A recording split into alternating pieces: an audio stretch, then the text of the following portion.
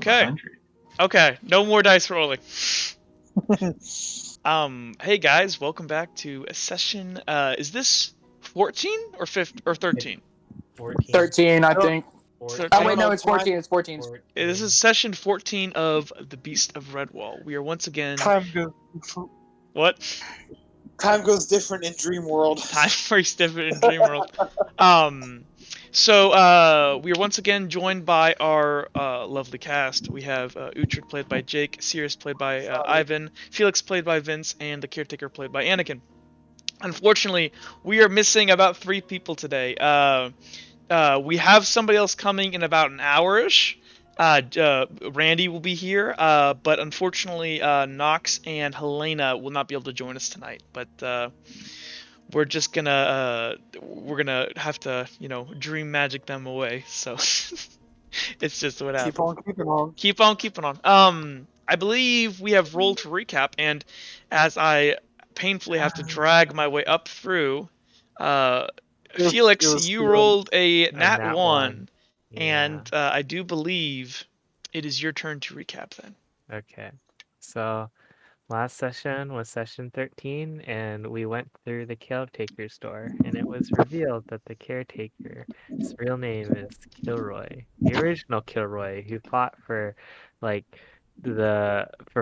to free Redwall from its original owner, who was this witch queen, who was like a tyrant, and she was a bad person. So I think it was Serana and Kilroy teamed up together, and it was like one of their final battles, the one that like made it into the storybooks and everything, where they all defeated the Witch Queen to bring peace to Redwall. And so we were part of this battle, and that was pretty much most of it. We were all in a big battle, and we have our squad, coming in and wrecking shit.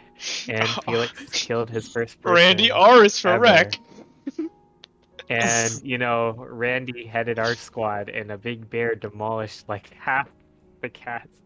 Uhtred, Sirius, and a big bear demolished half of the Witch Queen's army. Mm-hmm. Anything else? And she was eventually so then when she was defeated, we all got transported into the room, and you missed out a big detail. Hold on. Oh, Yeah, big the ring. The ring. Kilroy fucking yes, died. the ring. The one that is not is the one that you found in the catacombs, was it? Yeah. It was on her finger. And something else happened. You'll have to remind me. This is why Kilroy died. So Kilroy died. as the battle came to an end and the Witch Queen was being overwhelmed, she cast some sort of magic on Kilroy. K2. So yeah. Okay, yeah. Okay, so real quick before we proceed, Jake, would you like? Actually, maybe we should do it in RP. But would you like to explain how you solved the Kilroy conundrum? Too. Okay. Okay. So you have Kilroy, the one who's a crazy maniac killer on an island, the blonde-haired one. Yeah. Then you have Anakin, he's not blonde. who plays the original Kilroy. Oh, on his character token, he's blonde. I think he's got like brown hair. It looks like dirty blonde. Well, whatever. Anyway, that's neither here nor there. You have sickly Kilroy, that the party has grown to know and love, and the narrator has tried to kill him every session. And then you have Caretaker / Kilroy, who was the original Kilroy. So, K2 is going to be Anakin's Kilroy because he was introduced to the party later. K1 is original Kilroy to the party. Okay. K1 and K2. So you guys are now droids. You're welcome. Roger. Or Roger. So we established K1, K2. So K2, the original Kilroy, the one from the storybooks, in the story they talk about how Kilroy Kilroy the Fool, after the battle, he was found with Serana's sword driven through his chest. And there's a little bit of context there now because the Witch Queen cast a spell, and Kilroy got the ring, and he had it for like something like 30-ish seconds. And then he tried to do something, and right before Serana drove her sword into his back, and you could see what was going on, the dream cut away. Real quickly, actually, Anakin, if you want, you can send me your updated picture, and I can make that your token if you'd like. Oh, swag. Yeah, just shoot that to me. Swag. But anyways, so It's any- in the general. it's in the general. Okay, let me deal with that real quick. But that's what I wanted to make sure we caught on that. So Felix, you can continue. And then so when it was all said and done, we're all left in this state of utter confusion and panic. And before we really had any time to like even get our bearings straight, the well started flooding, which was fine because we all thought it would No, the just fill walls up didn't the start well. flooding. What ended up? There was The well. The well. I said the well. Okay. That's what I just said. You said The well walls. started flood. No, I said well. Well, okay. You You're said just well. not listening to me. So the well started flooding, and we all thought we thought it was gonna be fine until it kept growing, and it like was threatening to like flood the entire room and flood out of the well.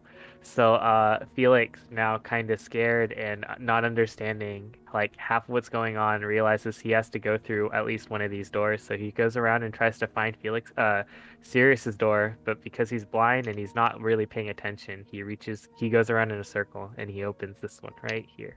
Okay.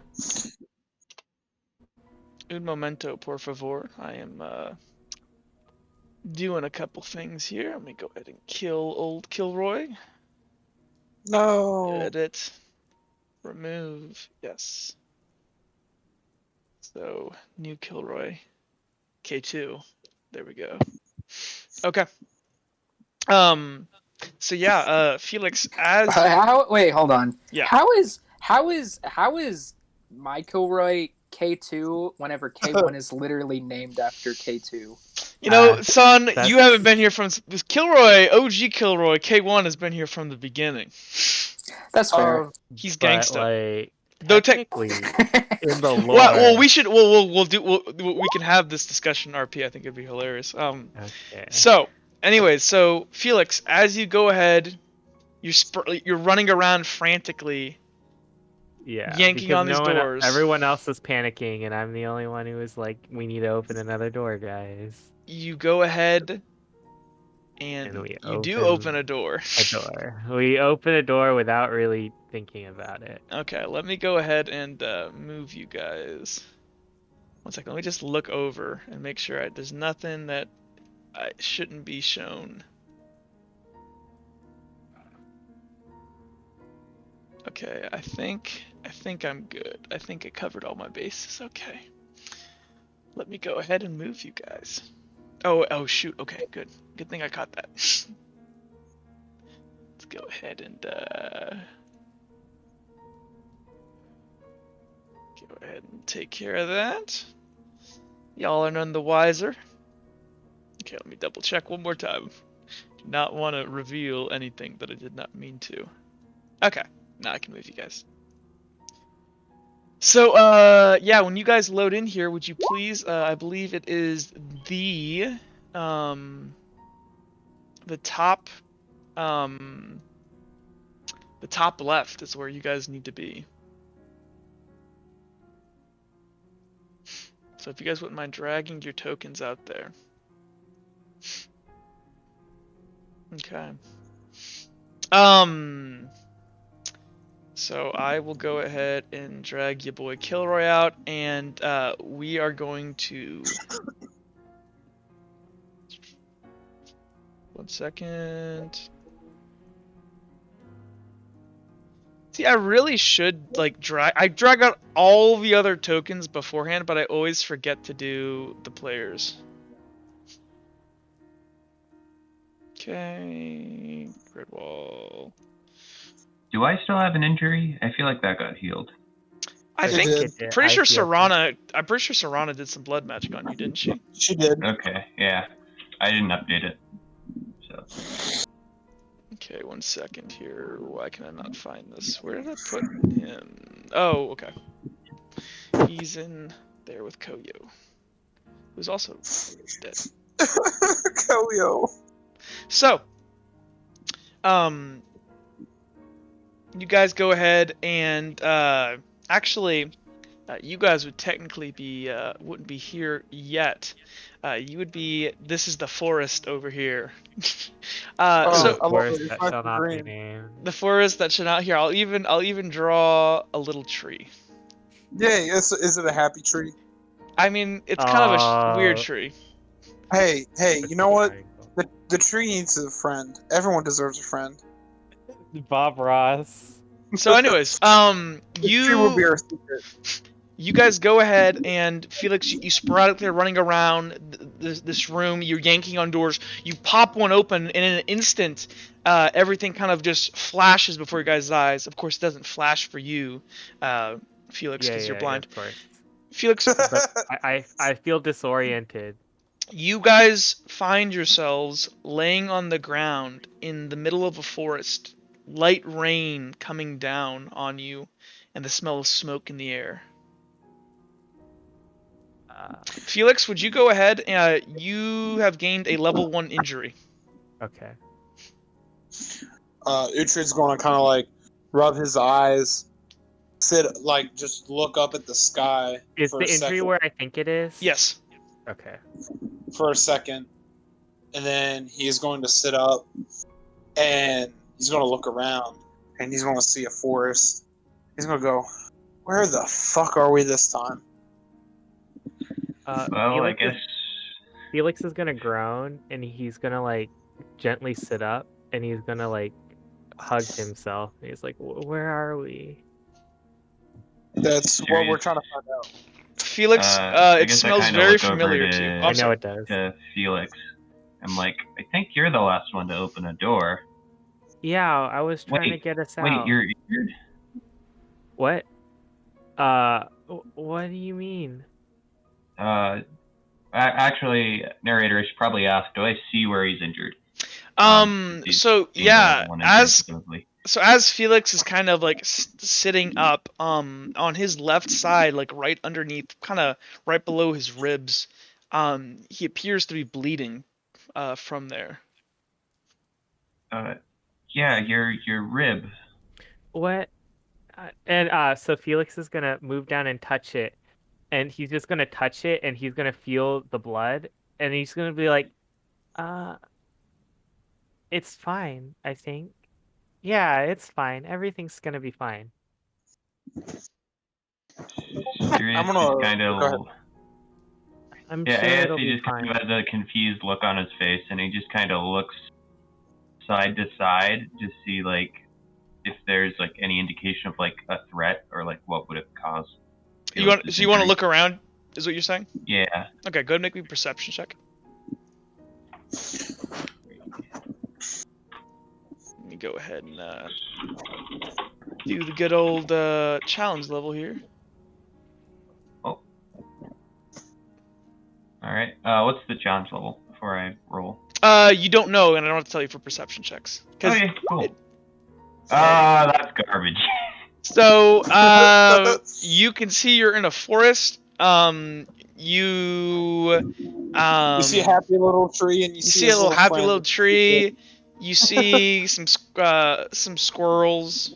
Actually, no, I'm sorry. You don't see a lot of wildlife. So yeah, you're just kind of there. Okay. I guess I kind of rubbed some mud in my eye because I guess we sort of fell down a bit. Yeah, you landed face down in the mud, so it's just a little bit, yeah. Not a good day. Not a good day. I'm gonna look around. Make me a perception check. Well, I'm not doing that. Make me a perception check. Oh, okay. Fine. You don't get to decide. Fine, Jack. You don't get to decide which ones you roll. I get to decide. Cool. Yeah, I failed. Uhtred, you are able to smell smoke on the air. I wonder if you guys smell that. It smells like smoke. You think they might have some food or some water or something? It usually means a town. That's a good idea. Maybe we should head to town. Okay, but first off, I'm like looking around at what looks like our group. We're missing Randy, Knox, and Helena. Got Kilroy, Sirius, and Felix. Does anyone know where the others are? No, they were right there in the other room. I don't know. Maybe they got lost in the woods, or maybe they're already in the town. Kilroy, isn't this something you would know?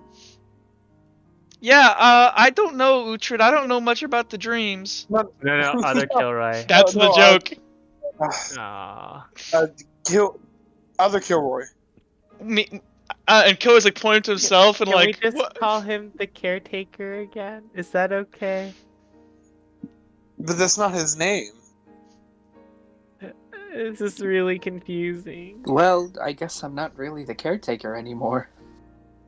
Okay. While this is happening, can Felix try to bandage his wound? Sure, go ahead and make me a medic check. This will be a common task, as this is just it's a pretty light flesh wound.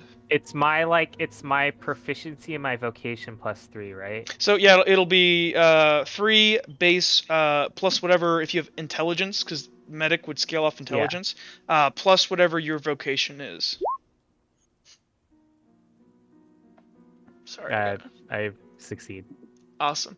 Yeah, so you're able to whip out some of these bandages, these infinite dream bandages, and Infinite dream bandages. and you're able to go ahead and like lift up your shirt. And to the people that are looking around, when he lifts up his shirt, you see it looks like almost this corruption of his flesh.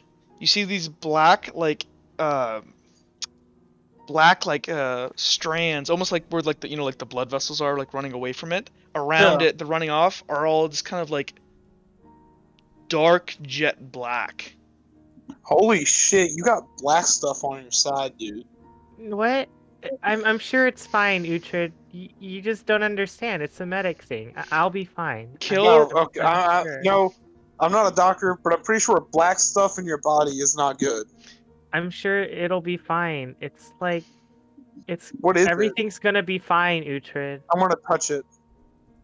I You wince touch and an open wound. Yeah, I I know, wince I'm and I curious. slap it. I slap his hand away, and I do it with my hand actually turns into a rat paw, and it has like claws on it, and so like actually. Okay, roll. I think he needs to roll a destiny die to see if he scratches me. Yeah. Or not. We just RP it. Okay, yeah, you like scratch I my don't know. hand. It depends on how quick you are, but like I'm gonna be swatting at you. Stop! Ow! He's technically quicker. Just RP it. Have fun with it. Can I make a check to see if I know what the black stuff is? Yeah, sure. Go ahead and make me a. Let me see here. What skill would this be? This would be just a raw knowledge. Making me an intelligence check. This will be a challenge level. 1 second. Let me think about something. While this is going down, I'm gonna wince and like hold my hand and like see that you scratched my hand. It's like, oh, I'm sorry, ow, but like, please don't touch that. It hurt. That hurt a lot. I'm gonna say this is a common task. This is pretty like well known Felix information. is gonna hold his paw and realize that. Actually, it's no. like a rat I'm sorry. paw. This will be a level 3 because Okay, that You is. beat it still. You still get it, yeah. But it's level 3 because you might mistake this for something else, but like maybe infection or something. But no, infections, they don't have this kind of crazy black. It's not like this purplish like sickly color. It literally looks jet black. This appears to be the description of what a shard's infection looks like. A what infection? Sorry, it cut out for me. A shard's infection. So have you at all? Do you know? So have I ever explained to you what shards is? I don't think you were there for that. No. So shards in this world is this disease. It's a very, very rare disease, and what it is basically, you can only get it from basically demons or certain monsters in the wilds. Basically, they have these almost glass-like talons or blades, depending on the monsters, but they're almost always sentient monsters, and it's an infection, and it can take a long time or a short time, and over time you will slowly begin to grow crystals in your body, in your joints, in your organs, and eventually in your skull. And it slowly but surely drives you insane. And the worst part about it is that it inflicts the maximum amount of pain possible, it appears. It won't kill you outright, it could, but it seems almost like it wants to let you stay alive. Is there a cure? There is no cure. It is guaranteed death. And it's the most painful death you can possibly imagine. You will lose your mind, you will lose everything, and you will die horribly. Many people kill themselves beforehand. While this is going on, I'm gonna back away. I'm gonna go look at Sirius and go, dude, it's probably the freaking Spore, and I'm gonna hold my shirt up above my nose. I guess I'll have experience with like the Spore before, and I just kind of look at it, and it probably doesn't look like the fuzzy nature of like what the Spore looks like. No, it doesn't. It doesn't look like this kind of, because the Spore, it kind of has this like when it's in aerial form and those little like dust droplet thingies. It's like this whitish blue fuzz. If you're looking at it, if you want, Sirius, you can make me a perception check or an intelligence check as well. Okay, well that's. I don't know if you'll get it. Yeah. Yeah, probably not. No. Looks like an infection to me. Is Felix on the ground? Yeah, Felix I'm sitting. I'm sitting on the ground. Kilroy is going to kneel down, and he has a really concerned look on his face, and he says, "Felix, do you know the severity of your wound?" I'm sure it'll be fine, Mr. Caretaker, sir. It's fine. Everything's gonna be fine. And I'm gonna hug myself and be like a little cold. I'm gonna start shivering. It's really cold out here, guys. Maybe I don't know where we are, but we should maybe go find some shelter. We need to take care of this wound first. Like, I'm already bandaging it up. Yeah. So as this is going on, he's bandaging himself up. Kilroy, do you know what this is? Kilroy goes. And they start interrupting each other again because you said Kilroy. I'm going to look at Anakin and go, Kilroy, do you know, Caretaker, Kilroy, do you know what this is?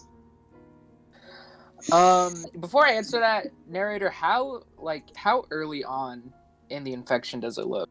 You're not very knowledgeable about this sort of thing. That was a general history check. You're not really a medic of any kind. I see. However, just from a common not like logic, like he's got fresh blood on him. This looks like it happened recently. I see. Kilroy is going to stand up and kind of like usher Uhtred away. I want to follow. And Kilroy looks really, really upset, and he says, "There's no hope for him." What does he have? Shards infection. He's bound to die sooner or later. It would be better for him if we just put him out of his misery. No, we can't. We can't do that. Hold on. He's one of our friends. I mean, he can still live. I mean, Kilroy, the other one, our Kilroy has shards. Do you know that? Wait, do you know that? You don't know that, Jake. Yes, I do. Yes, I do. Yes, I do. How? I was in there with Flint never Vex, told and you. she told me. Oh, Yes, Vex she told did. you. Did Vex tell you guys? Yes. Okay, fair enough. Yes. Fair enough. I didn't know that Vex told you about the shards, though. Yes, because you weren't there, Felix, when it happened. Yeah, I That's think that was true. when they were talking with you were fucking around at the ring, right? Yes, Yeah, it was. Yes. that makes more Yep. sense. Yeah. Sorry about that. I gotta make It's sure, okay. Jake, because sometimes I don't I know what know. you guys remember, because sometimes It's there's some okay. metagamey stuff, but yeah, you're right. I remember everything. My mind is an enigma. Okay. Sorry, continue. Our Kilroy, he has shards, and he's been getting treatment at the castle for it. Well, I don't think you understand. It's the worst. It's the worst way that one could go out. Well, I don't think we should make that decision right now. That should be up to him. I agree. If that's what he wants to do. But for now, let's at least focus on trying to get out of this dream. Narrator, how dense are the trees? It's a pretty dense In this forest. It looks forest. like a very old growth. This is not a recent forest. This has been here for a long time. And basically, like where you guys are right now, there's so much dense forest. Like you can only see probably around you in like a probably 30-foot radius at best. There's just so many trees around. You're in a pretty dense area of trees. Kilroy pulls his sword out of his sheath. He doesn't separate it. He's only holding it in one hand. And he says, "Well, we should probably get moving then." Felix is gonna like stand up and he's gonna like limp over to other Kilroy, and he's just gonna like lean against him, and he's gonna, can we go? And he's gonna like start tugging on Kilroy's arm. Kilroy looks extremely shocked and has been uncharacteristically quiet, and he's gonna like, you can't see this really because you are blind. Yeah. But he's starting to kind of well up with tears, and he goes, Felix, and he's like what? looking at you, kind of like. You cut out. What did you say? Oh, he's saying, Felix, and he like looks around and he goes, I didn't know. It's okay. How was that possible, though? I don't know what you're talking about, but it sucks. Like, it's really cold out here, and I don't know where we are, but we should probably go find shelter. Kilroy is just looking at Felix in amazement, and Felix is gonna start tugging on like Kilroy's sleeve, and he's just like gonna start limping. It looks like aimlessly through the forest. It's like, come on, we should probably get out of here. Kilroy's gonna look up around and sniff around, and he's gonna smell smoke, and he's gonna like, have you guys returned those people that walked off yet, or no? Yeah, we're back now. Sirius, was there something you wanted to say before they got back? I thought I heard. I think he left for a second. Oh, he's gonna go get his food probably. So yeah, you guys go ahead, and so the other part of the party, Uhtred and the Kilroy the Fool, not Kilroy the Cripple, return, and you guys go ahead. Oh, I got it. It's KC and KF. But can I describe something as we walk along? Yeah, sure. Okay, so Felix is like talking about how he doesn't know where he is and stuff, but for some reason, as he walks around this forest, he doesn't trip on anything, and he knows, like, he avoids almost all the trees, and he like walks like he knows where he's going, but he claims he doesn't. Kilroy kind of looks, because the hand you're holding, I'm assuming, is that the one that's in rat mode? Yeah. Kilroy kind of looks down at your hand. Go ahead. Does Kilroy the Fool notice that Felix has a sense of where he is? Make me I mean, if he pointed it out, yeah, sure, for RP, why not? Yeah, it's up to you guys if you want to notice it or not. It's kind of subtle, but like it's not super subtle. Like it'll be obvious, like he's blind, but somehow he knows like where all the trees and all the branches are, and he like ducks like behind branches, like that's not really small. That's not subtle. That's pretty obvious.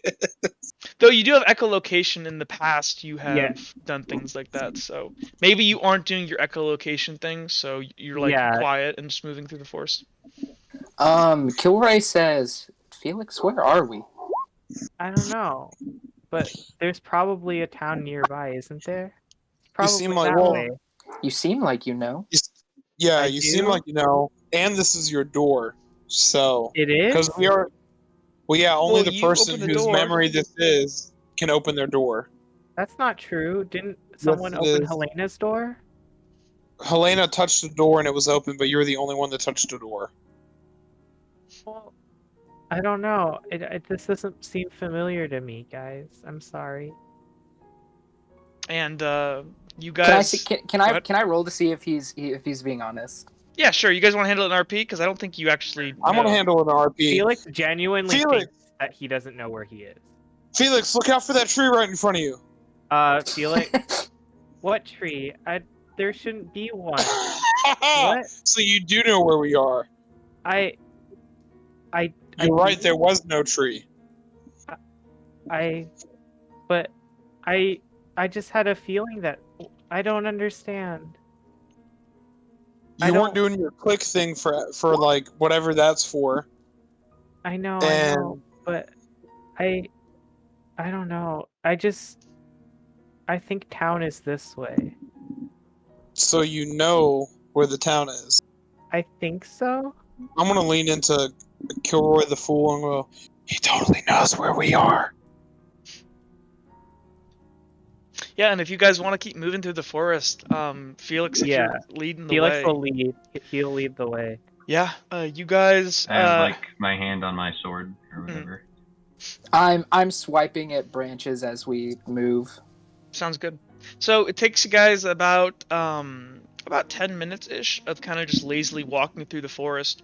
As you guys approach the town, the smell of smoke becomes a lot more evident. But it's almost like it's smoke, but like smoke mixed like with a rainy day, which is strange. You guys think that given the fact that it's like lightly raining, that any fire would be pretty wet and not like working too well.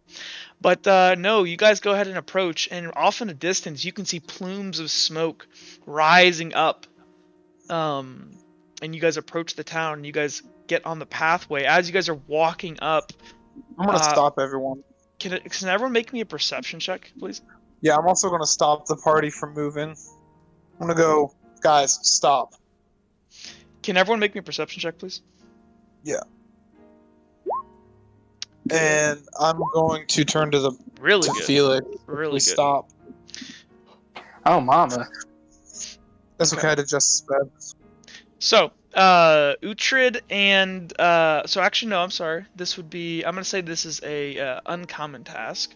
But as you guys are walking your way down this path, for the sake of RP, we can say that first, Cirrus, you notice this from a good ways off. So if you wanted to say something beforehand, you see what appears to be a dead body of some kind of armored man, and there's blood, a trail of blood on this like white gravel, kind of dragged along, and he's apparently leaning up against the structure. He like sitting down, leaning up.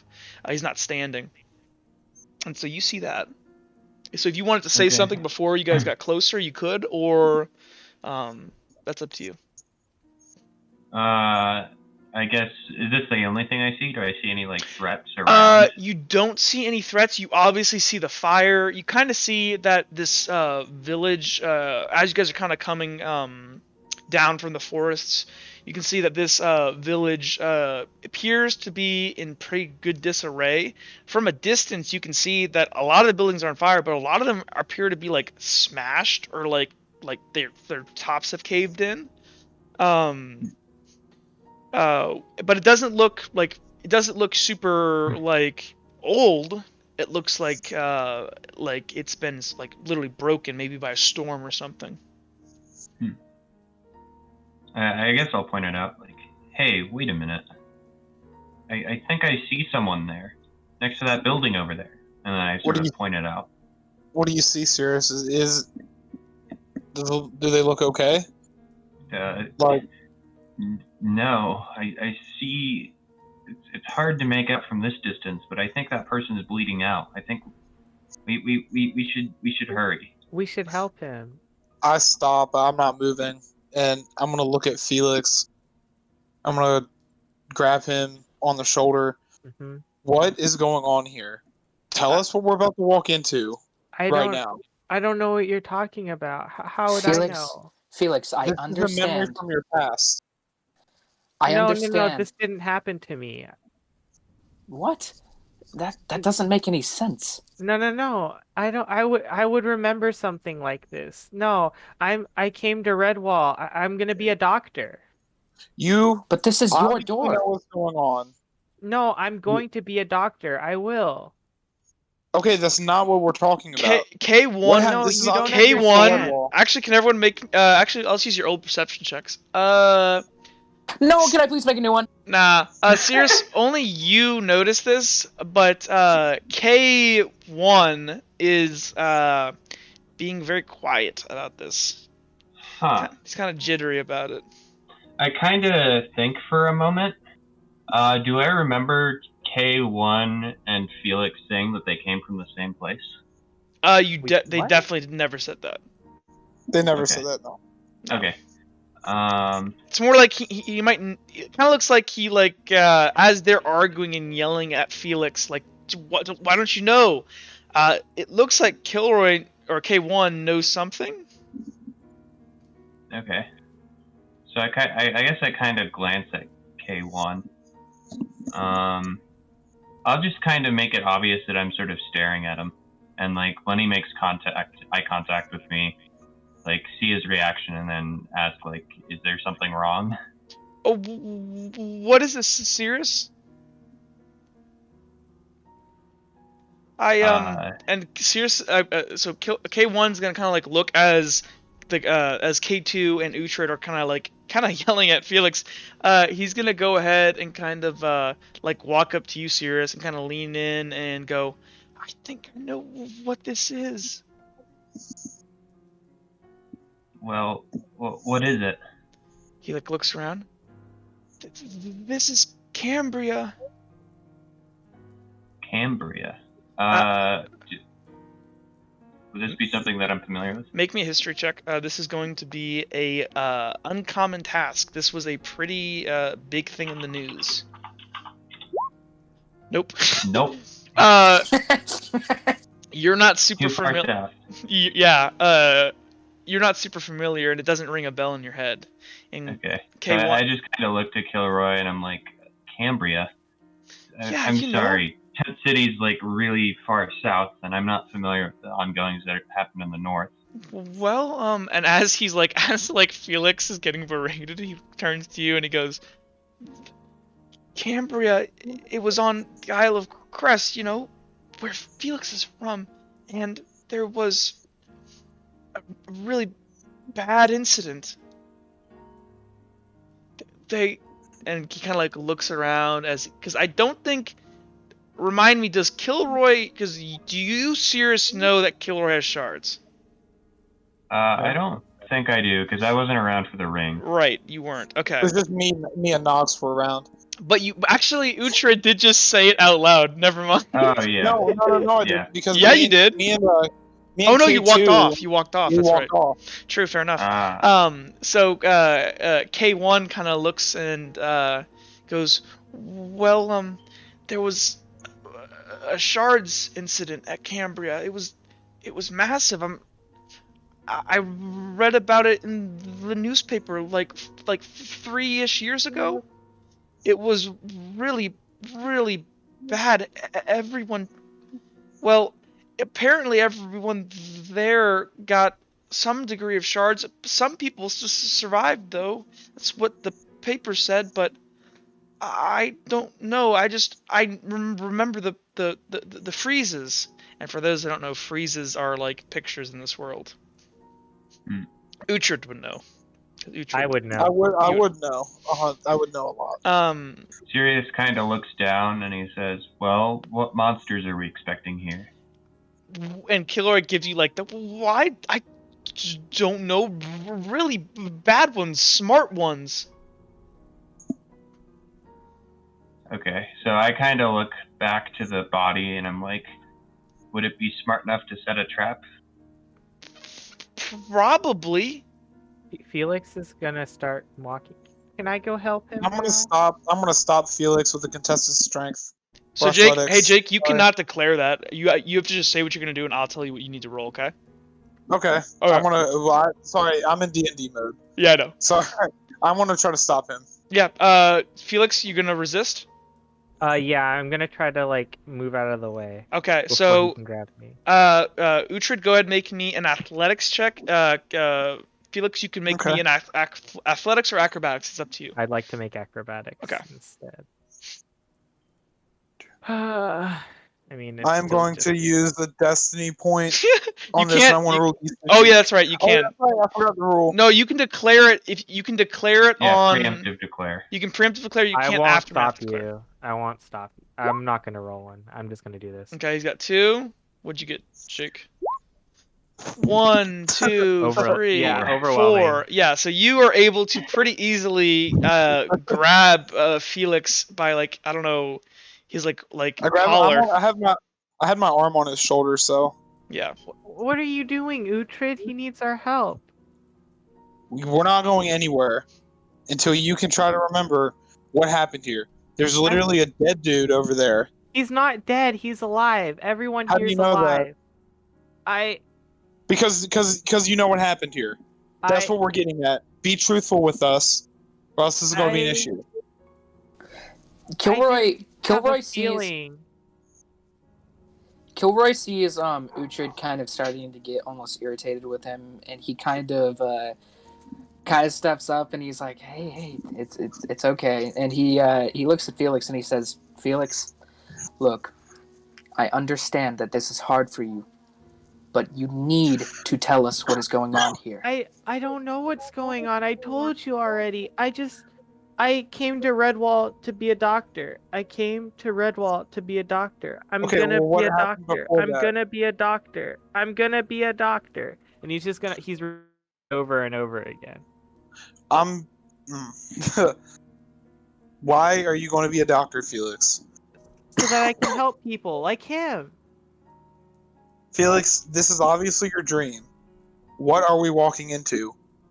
Nothing. K1 is gonna walk up and kind of like put like a gentle hand on Uhtred and go, Uhtred,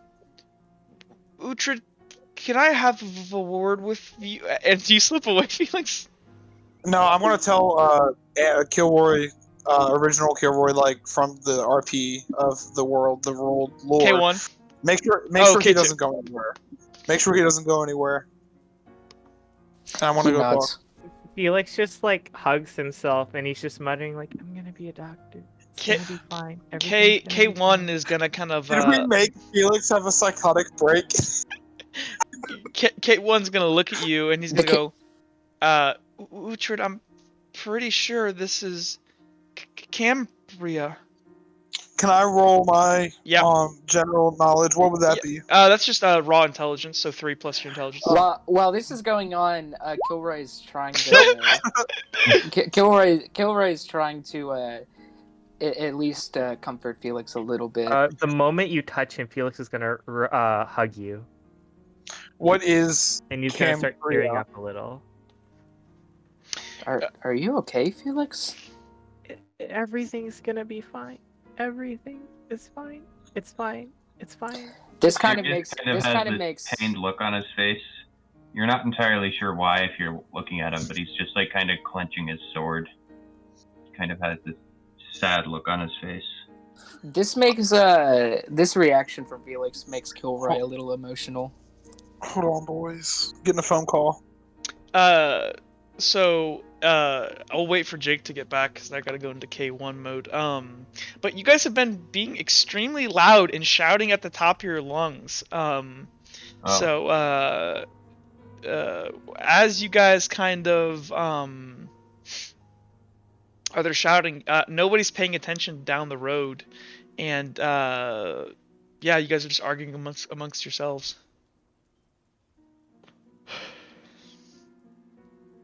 Well, like, so Felix is now like slowing down, and he's just like, he's like choked up, and he's just going, "It's gonna be fine. It's gonna be fine. Just breathe. Everything." Felix, make me a perception check. This will be a level 2. Actually, no, this will be a level 1. Given who it is.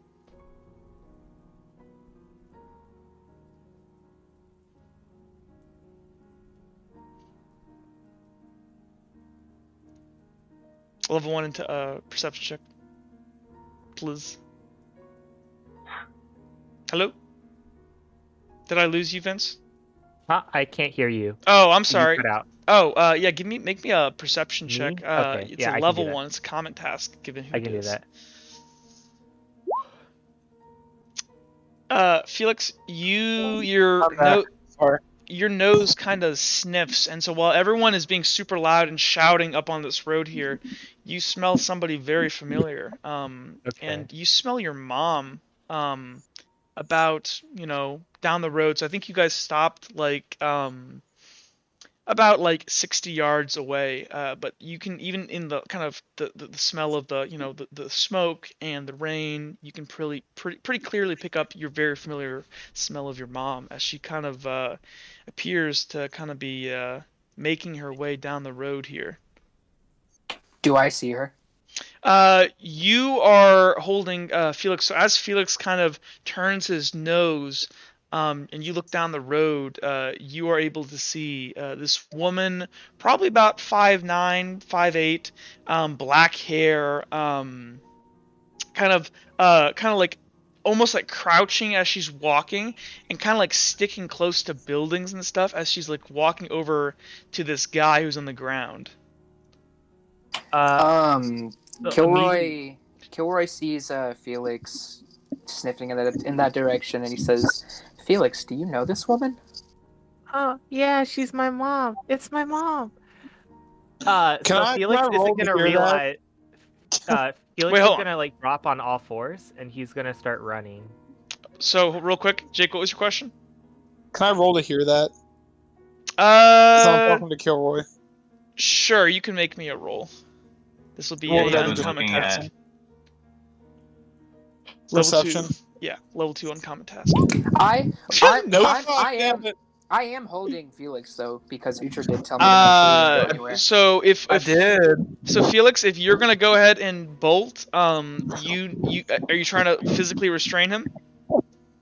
Yes. Okay, go ahead and make me. You roll athletics. Felix, you roll acrobatics.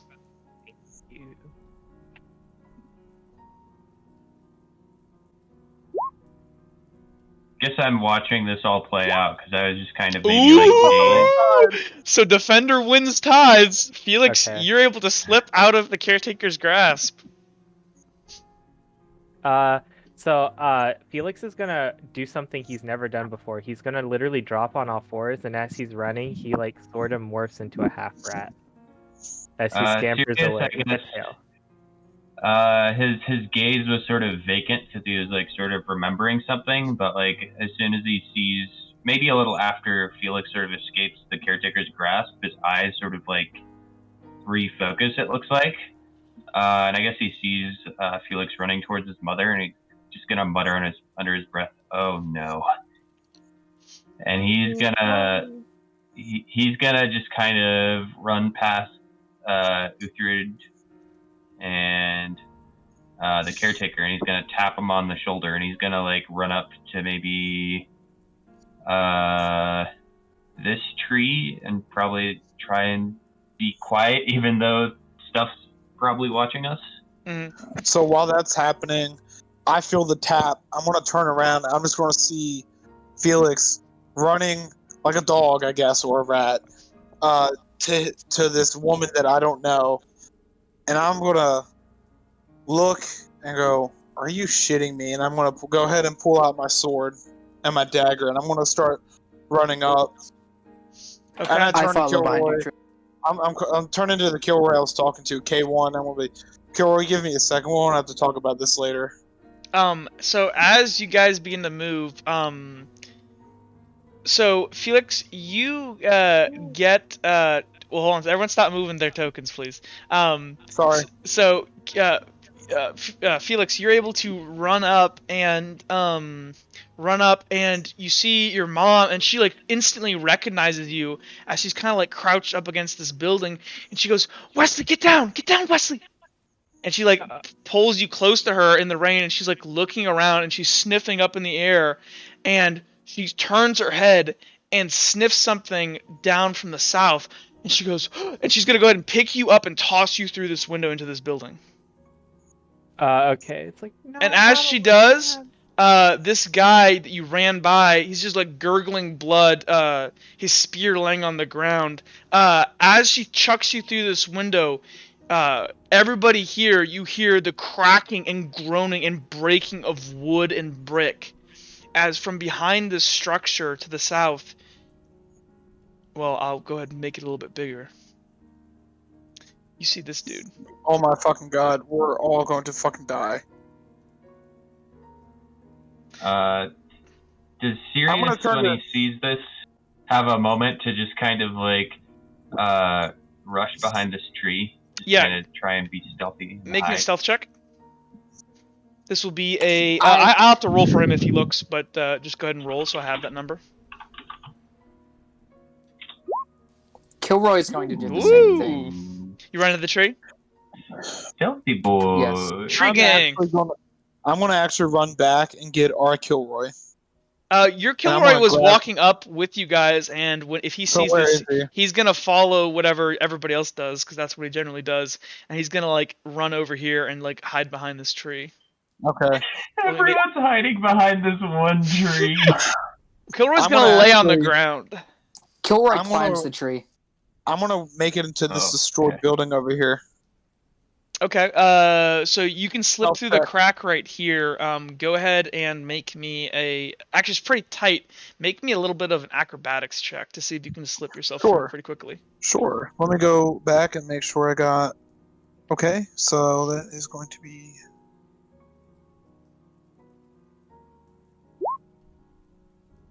Okay. Yeah, you're pretty easily to get through. You just gotta make sure you didn't like that one or whatever. Okay. You're able to slip can through. I roll a stealth check now? Yeah. So, are you just hiding in this back corner here? Or are you like pushing up against this wall? I'm gonna push up against the wall.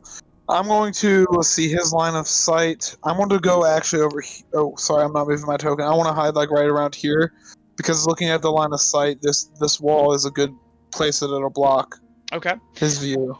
So, go ahead, make me that stealth check, please.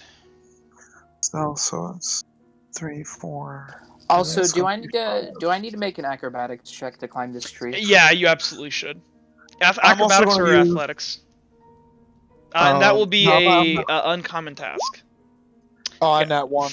I'm not stealthy at all. Yeah, you, as you're trying to like get like situated here, you accidentally knock down what looks to be the breaking of the there's some infrastructure of this building that's been collapsed, and all its weight was supported on this like small piece of wood. And as you're moving, you accidentally kick it, and you make this like loud like shattering noise as all these shingles come down and splatter across the ground. Oh, I am so fucked. Yeah, you're easily able to climb up into the tree, K2. So as everyone situates down, this thing, its head, as it instantly is like looked directly at your mom, Felix. Its head snaps to the left as it hears this crashing of something in this building, and Mom here, she's gonna go ahead and start sprinting this way, and what it's gonna go ahead and do, it is going to move faster than you've ever seen before. It literally doesn't look like it's physically possible. As if you blinked, you would miss it. As it strides with one powerful step and quickly gains ground on her and basically grabs her. It outstretched its arm, grasping her torso instantly, and she's as it's so she's basically being like, so this thing's about I believe he's about 12 feet tall, and it's got its massive fucking hand grasping her skull, and it's picking her up by it, and it's gonna go ahead and holding her, it's gonna go ahead and turn and look over to where it heard the sound, and in an instant it's going to go ahead and it's going to break, and as it hits this wall, it smashes this basically entire front bit away with its hand and just obliterates this freaking stone. Go ahead and make me a acrobatics check there, Uhtred, to see if you get hit by this shit. This is going to be a specialized task, as it is basically... Wait. Can I get like a recap of what happened in the past minute? Yeah, sure. Basically, this thing moved insanely fast over to the mom, who tried to run, and grabbed her basically with it's about 12 feet tall, and it grabbed her head with its massive hand and wrapped it around her head and just picked her up by it. It did not kill her. And then it jerked its way over here with this super crazy ass speed and smashed through this wall because it heard Uhtred fucking up in there. And I also I used a destiny point for this, Jack. Okay. I just wanted to let you know. 1, 2, 3, 4, 5. Yeah, you definitely you're as this rock, and it basically it's like a shrapnel bomb going off. So, Uhtred, you see it over there, line of sight, you see it cock its head, and you just realize that with this thing's movement, something's gonna go wrong, and you go ahead and you're able to duck behind like this shattered wardrobe, and as you do, you hear all this like rubble and pieces of jagged stone smash into the wardrobe that you're hiding behind, and you're able to not take any damage. And it's going to go ahead and slowly stride in, and you hear the whimpering and the gasping for air of Mom, and it looks around, and it's going to step right over here and look right at you, Uhtred. And it's going to look around the building, and it's going to go ahead and put her on the ground. It looks right past you. It's going to put her on the ground. It's going to go ahead and hold out its hand. In its hand is going to materialize this black glass knife. It seems to just appear out of thin air. You've seen this somewhere before. Something similar to this. Yes, I have, like, Vex's sword. Oh, no, it's the Witch Queen's staff was, like, black glass. Mm-hmm. And it's gonna go ahead, create this jagged. It looks like an obsidian dagger. If you've ever seen one of those made of like literal obsidian, and it's gonna go ahead and it's gonna throw her on the ground, and she's screaming and like trying to push and fight, and it's gonna go ahead and jab her. This one's gonna go ahead and jab her basically in her basically right in her stomach. Not super deep. As it kind of slowly pushes this dagger into her, she's screaming in pain, and the second it touches her skin, she starts convulsing and not being able to move, and she's tearing and blood is coming out of her eyes, and it's gonna not go very deep, and it's gonna pull it back out, and it's gonna set her body down on the ground, and it's gonna go ahead and look back around and check back to where it heard you, and it's gonna look around. Sees nothing. The blade in its hand is going to dematerialize, and it's going to go ahead and reach down and grab her almost like a freaking like Barbie doll around her waist with one hand and begin to drag her body this way. And it's going to lose you're going to lose sight of it, and if you guys don't do anything, it's going to basically you're going to lose sight of it. Can I try something? Sure, what are you doing? Oh. Whenever I see it walk back out of the building, I am going and you guys didn't see that weren't in the building. You only heard the terrifying screams of this woman. I'm going to try to use Shadow or Minecraft on this being. Oh man, that's okay. not. Go ahead. No. That's not gonna work. Go ahead literally and go ahead and roll a. That will be. I believe that'll be 3 plus your Minecraft plus your intelligence. It'll technically all of your stats.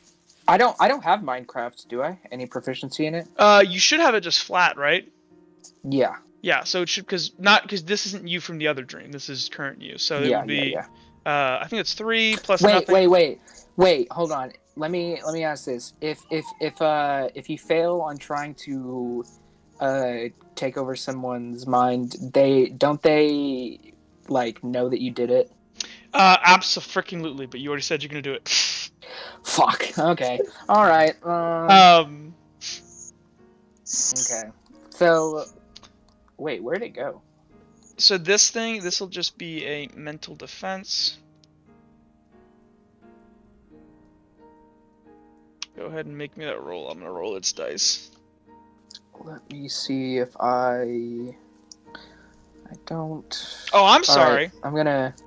You literally cannot. I'm sorry. You literally cannot mind control this thing. Oh, so I don't even have to roll. No, you make it. You make it though. You connect to it. Go ahead and make me a roll. Let's see how bad you fuck this up. Because when you Minecraft somebody, it's not a one-way street. Because you're connecting to them and you're overpowering their mind. You're opening yourself.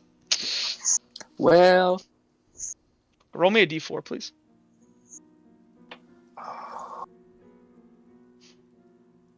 Let me pull up my sheet. Okay. I think that's the least bad one. Yeah, okay. So, you go ahead and you're at a pretty decent range, but you're just out of range, and it's a pretty hard thing to do. But you go ahead and you attempt to use your Minecraft. Your eyes kind of flash as this thing kind of turns and looks over its shoulder here, and you feel your consciousness shoot out and hit him. And the second you do, you feel this connection, and in an instant, your body goes limp in the trees. You fall out of the tree. You hit the ground. You are unconscious. And I'm gonna DM you something. You have this ailment permanently now. Oh shit. I sort of see this happen. I thought I made the Did he biggest fuck up. fall? Did he fall in front of the tree or behind? He would have fallen behind it because that's where he is. Okay. Well, I thought I made the big of the night, though. I thought I was Sirius dead. kind of sees this happen, and he's like, "Oh fuck." If I peek around the tree, do I know what this creature is by pure chance? Something I read. There's no way you would know what this is. No. Yeah. Okay, cool. I'm just gonna stay put then. Okay. This thing disappears. And it kind of turns over its shoulder, almost like a gnat, just like a mosquito or something. And it looks around, and it looks back over to that tree there, and it's gonna go ahead and kind of look over there. And in an instant, it's gonna go ahead and again move at this fucking insane speed. And it's going to go over there, and it's holding. I'm just gonna be prone. It's holding Mom, and it looks past you, Sirius. It looks past Kilroy, but it sees the caretaker. It sees K2, and it's gonna go ahead and like look around, kind of like its head, almost like moving very stiffly, and it's gonna go ahead and put Mom down. Mom is unconscious. She has this blood coming out of her midsection here where she's been gashed open, and it's gonna go ahead and reach down. It's gonna grab K2 and it's gonna fucking summon a dagger and it's gonna jam it in the same place that it did Mom. And I'm unconscious, right? Yeah, you're gonna take a level 1 injury. I factored in. Just a level 1? Yeah, it's Yes. not trying to hurt you. It appears. For those of you looking, it's pretty delicate about how it does this. And K2, as you are standing there, or you're on the ground, you kind of slowly come back to consciousness as this thing reaches down and pins you to the ground, and it slices your belly, your skin on your belly open. And the second that this blade makes contact, what I told you have, you basically feel like to you, insane pain, and you feel liquid come out of your eyes, and you can barely breathe. It's so scorching hot, but cold. And for whatever reason, you feel almost as if your will to live has completely gone. And that's the last thing you remember before you pass out. And it's gonna go ahead and pick up your body, pick up Mom, and you two who are just standing there on the ground in the cool rain as this you're one of somebody you know is being just tortured right in front of you. It's gonna not even notice you. It's gonna pick up. And it's going to go ahead and begin to make its way back to Town Square. While this is happening, can Felix step out here quietly, and he's just standing here in silence, just like as if like he knew this was going to happen, and he just stood still. How does K1 react to this happening right in front of him? K1 is fucking horrified, and he has to put his hand over his mouth and like bite his shirt as he's like tearing up and like just shaking violently as he watched like it. And like I don't know if you like maybe you like as you like screaming, you like look over, and he just like backs up more, and he just keeps quiet. as you lose consciousness. I guess like Anakin or Caretaker got like stabbed like above me basically, so I just like have a little bit of blood on my face or something. And I just have like a well, no, look he of fell horror. to the ground. No, he fell to the he ground. went limp, remember? And so this big, Okay. tall thing, because you're probably like 10 feet, 12 feet up in the tree, this thing is like, and when it jerks over, you feel the gush of wind right next to you, Sirius, and you like look over as you're holding onto this tree branch, and you see this fucking thing, and it's not looking at you, it's looking straight down at Caretaker, and it's going to go ahead and do what it did, and you're going to see, basically from a bird's eye perspective, as you see the flesh on the Caretaker's belly slit open. But again, it doesn't appear, like it's not going subdermal. It seems literally like a flesh wound. So does this thing walk off yet? I'm sorry, Felix, you got out in the way of it, right? No. Felix Yes, you just did. You got right there. He got out of the like hole, like the window. He climbed back out, but he's literally just standing here silently. After it moved past, make me a stealth yeah. check. I want to see how loud you were climbing out of a window. What do I roll for it? Stealth check. Roll its I perception. got it. Actually, we'll RP this. This is gonna be a level 3. Actually, level 2, because basically it's completely. I'd like to use a destiny point then. Okay, so this will be a level 2. Okay. Because basically, as it's walking away, you're just slowly climbing out of this window, right? Yeah, but I'm doing it silently. Like, I'm very visible, but I'm doing it very quietly. Okay. Because it seems like it's making a beeline somewhere else. Go ahead and make your roll, please. Let's see if... Can I do a reroll? You can spend on reroll. Yeah, you can. Yeah. Because you spend a destiny point beforehand. Yeah, it's only costs 1. Yeah, you can reroll. You'll have to accept whatever the outcome is, though. That's fine. That's better. Yeah, that's way better. It's a full success. So, you are easily able and quietly able to just slowly, because I mean it's raining. There's like the sounds of fire. Just the rain is muffling everything, and as this thing makes its way down the path, you just slowly crawl back out. And as it passed by this guy on the ground who's bleeding, it stopped for a second. It looked. And it looked down at this guy. Appears to have a very severe wound. Basically, his guts have been spilled out. And it looks at him, and then it looks away, and like it's not worth the effort. And it's gonna go ahead and, it's gonna make its way to where it was going, and you guys lose sight of it. Felix just is standing there completely silent, like staring towards where it was leaving, and he's not gonna say anything. He's just gonna At this, I walk out and I look around and I see Felix. Is Sirius still staying hidden? Yeah, for a little while. He's just kind of in shock of like what just happened. But like, well then, kind of shakily, like slowly goes down the tree. And just kind of standing at the base. K1 is gonna make his way to this building. Kind of, I guess, looking down on the ground. I want to make a beeline for Felix. Felix. I look at him. I grab him like on the sides of his like his shoulder, but like Jack, more like down towards the bicep area. Like someone grabs you. Yeah. Goes, what the hell is this place? Kilroy's gonna run up and grab you and him both, and he's weak, but he's gonna start pushing you guys towards the door, and he's gonna try to push you guys, and I'm gonna listen to Kilroy, and I want to follow him because I trust Kilroy. He's gonna jolt into this building here, and he's gonna like if Felix will follow, or does Felix stay? Felix is gonna step over here for a moment. He's gonna click a little bit, and he's gonna know that Sirius is in this tree, and he's just gonna wave him over, but he's not saying anything, and then he's just gonna walk into here. Sirius kind of, I guess, glances over, kind of sees that the thing is gone, and he's just gonna quietly make his way over. Sirius, you would know.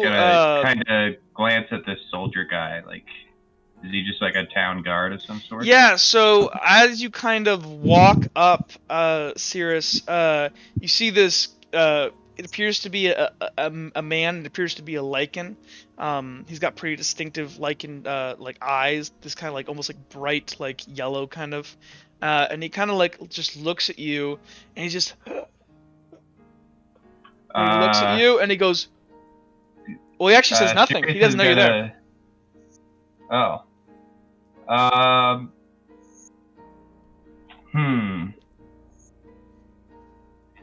wonder if interacting with somebody once means you'll always be seen. Probably. I don't think so. Probably.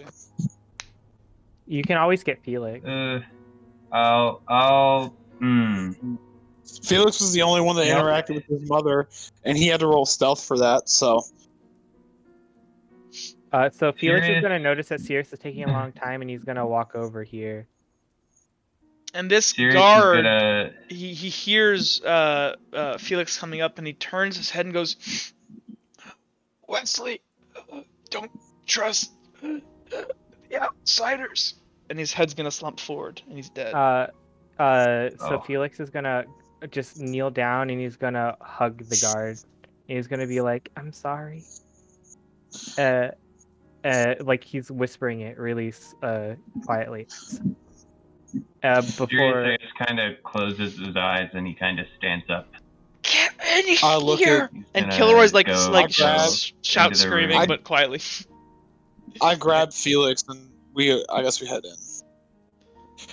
And Kilroy's gonna slam the door and like look at you guys like, what were you guys doing? We can't be out in the open. And Kilroy just looks like terrified. Felix is just gonna be like, "It's fine. We'll be fine. Everything's okay." I'm gonna look at around. Go. Where's the other Kilroy?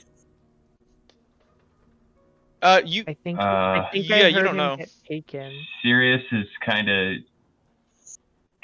has this look of like sadness, and he like grits his teeth a bit. I think he tried something, and that thing took him away. Why would you do that? Why would you try something? Why do you do this? You know why, Felix? You obviously know what the hell's going on here. You know that person that was taken, the lady. I saw her get freaking stabbed. Yeah. Your mom. So you know what the hell is going on. This is Cambria, and Kilroy's gonna say Cambria. Yeah, Cambria. Yeah, that's where I come from. That's my hometown. So then he's gonna light up. He's gonna be like all happy for some reason. You know what the hell is going on here. You tell us right now. How loud is he? You're pretty loud. Whispering it. Oh, you're whispering. I'm whispering it. That's why I wasn't actually screaming. But well, then I do shout it because whisper. I'm right. Shout whisper. You know what the hell is going on here. Tell us now. Everything. I think I do. No, you know. No, I really don't. Uhtred. Kilroy is gonna go ahead and kind of like pull. I can say Kilroy now because the other one is gone. He's gonna go ahead and grab you and kind of like pull your shoulder aside, kind of like and give you a nod backwards. I'm gonna follow backwards.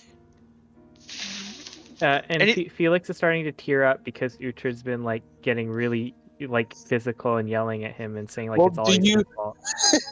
Well, you have absolutely. He's moved to this corner and he's gonna be like, I don't know what's going on. This is Cambria, Uhtred. I don't know what that is. What the? Killer like rolls his eyes. As nobody knows about this like terrible thing that was like known 3 years ago. And he rolls his eyes and goes, "This is." I can't read. Oh, right. Sorry. Look, Cambria was this. It was a shards attack, the biggest one like in recorded history. These like, you know, and he kind of looks at you guys. You know, like sentient monsters and those daggers. They're infecting people. Well, yeah, I know they're. I saw him do it to his mother. Whatever the hell that was. It looked right past me for some reason. It kind of like looks and like thinks. Kilroy kind of thinks about it and goes, "Of course it did." Like So Felix is gonna perk up. He's like, "Of course it did. It can't see you, dummy." I'm gonna look at Felix with a look that you guys haven't seen from Uhtred in a while, but it looks like he wants to beat the brakes off of Felix right now. I'm gonna turn back to Kilroy and go, "This place is going to get us all killed. We don't have a choice. How the hell are we supposed to fight that thing?" We're not. It can't see us. Well, it sure as hell saw the other Kilroy. Kilroy's gonna go he did, what Vex does. He did Minecraft on it. I saw his eyes flash. Well, I'm afraid to say it, but he's probably dead. I He's don't not know. You understand? They're, and he could Kilroy's kind of like trying to summarize as he's shaking. He's like, they only killed 2 people. There were 200 villagers, but only 2 people died. So Felix is gonna sniff and he's gonna rub his eyes. He's like, "You're being a dummy, Uhtred. Everything's gonna be fine. No one dies today. No one So dies? you do know what's going on here. Stop bullshitting me. No one Uhtred, Yes, you do. dies. You just said you know no one dies. No. So unless you are going to tell us what's going on, we are talking. No one dies. And I'm going to turn it back to Kilroy and ignore Felix. Kilroy kind of No looks at you with a dies. little bit of okay. So Felix is really confused because he just said something and he has he's muttering it over. No one died. No one. How? No one died. Look, How do I Uhtred, know that? they attacked. Obviously, Nobody died at Felix first, but they had- got everybody shards. That's Obviously, Felix is having a mental breakdown or some bullshit. So stop yelling at him then. You're supposed to be the leader. Killer looks kind of cutting angry out. at you. Oh, Okay. Killer goes, "You're supposed to be in charge. Stop it." And Killer's gonna give you a shove, Okay, Kilroy. It's like, now look, Vex isn't here, so it's up to us to go get him. Did you guys see where it went off to? He's in town square. Kilroy is gonna slowly walk over to Felix and go, In town square. "Felix, do you know where they're taking people?" Yeah, everyone always goes to town square. It was really nice. It was nice. It was. I want to nice. visibly shake my head with my hand on my brow, just completely already done. Sirius is gonna come up to the window and peek out onto the road. Is it just raining? Yeah, Nothing make me a special perception going check, outside? please. Sure.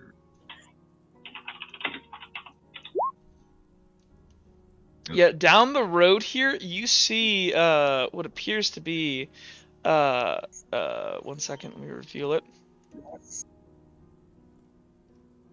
You see what appears to be another dead guard. This one looks like he literally got turned into a pancake. Something heavy smushed him from his top down and crushed his skeleton. Okay, but I don't see any 12-foot people around. You do not. I'm gonna look at Kilroy and motion him over here. Kilroy will Sirius go ahead. kind of looks to Felix and he's like, "Well, you might not remember it, but how many tall people were in your village?" Tall people. Tall people. Like the ones you just saw. They're the demons. You mean the demons? I don't know. There were a few. This is Cambria? I'm gonna look at Felix and just look back at Kilroy and go, "You said we can't be out in the open, right?" Well, I don't know, but We should it go didn't to see town you, you square, said. guys. It didn't. You know, did you guys hear that big crash? Yeah, Klutz over here, I knocked over, I guess, a piece of wood that was holding up most of the roof. Well, it came in there with his mother, put her down, looked around the room, walked right over to me, looked at me, and then turned around to his mother. Like the knife thing came out of his hand, and he But slit mom is her. fine. No, only 2 people died. I'm No gonna one was ignore. hurt. I'm gonna ignore Felix and continue my story to Kilroy, and cut her in her stomach, and then like blood started pouring out of her eyes, and she convulsed and That's then what went limp happened and to passed out. to other Kilroy. I don't know. I didn't see it. They're and Kilroy's kind of like seems like uneasy about this, but he seems to in the moment push through it and goes, That's what happened to me. How do you know?" And he kind of like looks like a little bit like unsure, as he's kind of implying, "How do you know that I had it? Because you said it." Oh no, you didn't. You said it away from him, so he doesn't Set it know any of away. this. So He does not. he's gonna go ahead and kind of just look at you and go, "Well, if they can't see us, then we should be able to go sneak over there and grab him." But they can see Anakin or Caretaker I or think, other Kilroy. I think that's only I because don't think they can see, guys. They can't see. Well, they sure Everything's as hell saw fine. him and picked him up. If Sirius, if he thinks back to like all the dreams that we've had before, like maybe like the first dream that we went through with what's his name? if you're trying to remember, Randy? it seems like in Randy, general, yeah. the dreams, the more you interact with them and the people in them, the more that things can interact with you. All right, so I just kind of Unless Oh. it's your dream. Yeah. Okay. Well, we should be okay as long as we split up from Felix. He might be the only one who can interact with a dream well enough right now. We should minimize what we're doing here. And Killer I kind agree of that nods his head. that's smart. We should So go. let's- We should go to town square, guys. It's really nice. I can show you around. Well, Felix, do you know any shortcuts? Yeah, there's I do. I do. Kilroy's gonna like kind of like I just look do. at Felix and go like, "Well, we're not gonna take his shortcuts.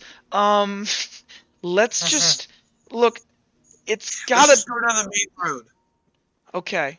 Well, Felix, you're gonna stick behind a little bit. I am? Yes, you are. Oh. I'm gonna Okay. exit. Just don't do anything stupid, guys. Remember, no one dies and everything's gonna be fine. Just be quiet. I'm gonna completely be ignoring Felix. Kilroy is gonna kind of like he's gonna, I guess, chaperone Felix. Okay. No. Yes. No. Yes. No. No. And you guys begin to. I want to motion to Kilroy to come up front. Killer like looks at you like, well, Felix, literally, will you not move by yourself, or will you follow? Felix will follow like really slowly, like Okay. he's walking in a trance. That's So- perfect. Killer will let go of him, and go. Trey, we can't just let him walk around in the open. Sirius will look to Uthrid and just kind of motion to his sword, because like I guess Felix is blind, and give him like a nod. I'm gonna pull my sword out. Felix is gonna I like pull my sword as move well. up to Sirius and he's gonna tug on his sleeve. Can I follow you, Sirius? Might be better for you to stay indoors for a little while. The rain's pretty bad. No, we need to go to town square. We We just can make need our to- way there ourselves. Just But if walk we leave there. him, he's gonna go by himself. We can't leave him alone. Do we have rope? Do we have rope? I don't think you guys we do. I think Buddy has the rope. Oh my god. Yeah. Oh, let me look. Why are you guys making such a big deal out of it? Everything's gonna be fine. And Felix is just gonna start silently walking down the path. Kilroy's gonna walk up and like grab you and like hold your hand and kind of like looking around wearily. You jackass. You jackass. That's what Kilroy would do! He already has shards. He's not afraid of it. Well, so like besides the monsters. Sorry, continue. Yeah, I guess I'll look to Uhtred and I'll just kind of point to the forest. Maybe we should split up, at least with the group that might be able to see them. I nod, and I want to go over here too. Yeah. Okay, so you guys are going through this dense brush. Isn't that noisy? Yes. Oh well. We'll be stealthy about it. Be quiet. Okay. So, you go ahead. You guys are pushing through this dense brush. And it's really thick.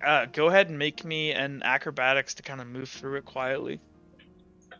This will be a level 3, as this is a very dense brush. Oh, I fail. I'll spend a destiny point. Succeed. Succeed. Okay. Cool. So you both succeed. Cool. So you guys both succeed, and you make no noise as you guys kind of walk through this brush. And as you guys kind of and you guys are still covered and quiet behind this dense brush, you guys are able to peer out of the bushes, and you see what appears to be a man, kind of like crouched down, and he's like looking around, and he's like sniffing up in the air, and he's gonna slowly open up this door here and kind of like look around, and inside he's gonna call Wesley. And he's gonna look around and slowly, and as he kind of says this, you hear a voice inside go, "I'm here." And it's gonna go. He's gonna go ahead and hear this and like snap to it, and he's gonna proceed inside, and you lose sight of him. I'm gonna look at Sirius and whisper very quietly. I think we should just continue on. We're not supposed to interact with the world. Sirius says, well, I guess we could take a peek, but maybe that's all we do. Let's find a window. Maybe this window right here, and I kind of point to it. That is a very obvious window. While this is happening, can I just keep walking with Kilroy? Sure. Kilroy is looking around like he's fucking terrified. So let's deal with the boys up top first, but we'll say that you guys are just we will deal with you guys when we get to you guys, okay? Or to you guys. Yeah, that's fine. So, Cirrus and Uhtred, you guys are pretty easily able to kind of slowly make your way over, and this door is still ajar over here, but you opt for the window. It's a small slit that looks like it was used basically for castle defense, so it's hard to get a great look at what's over in this corner here. But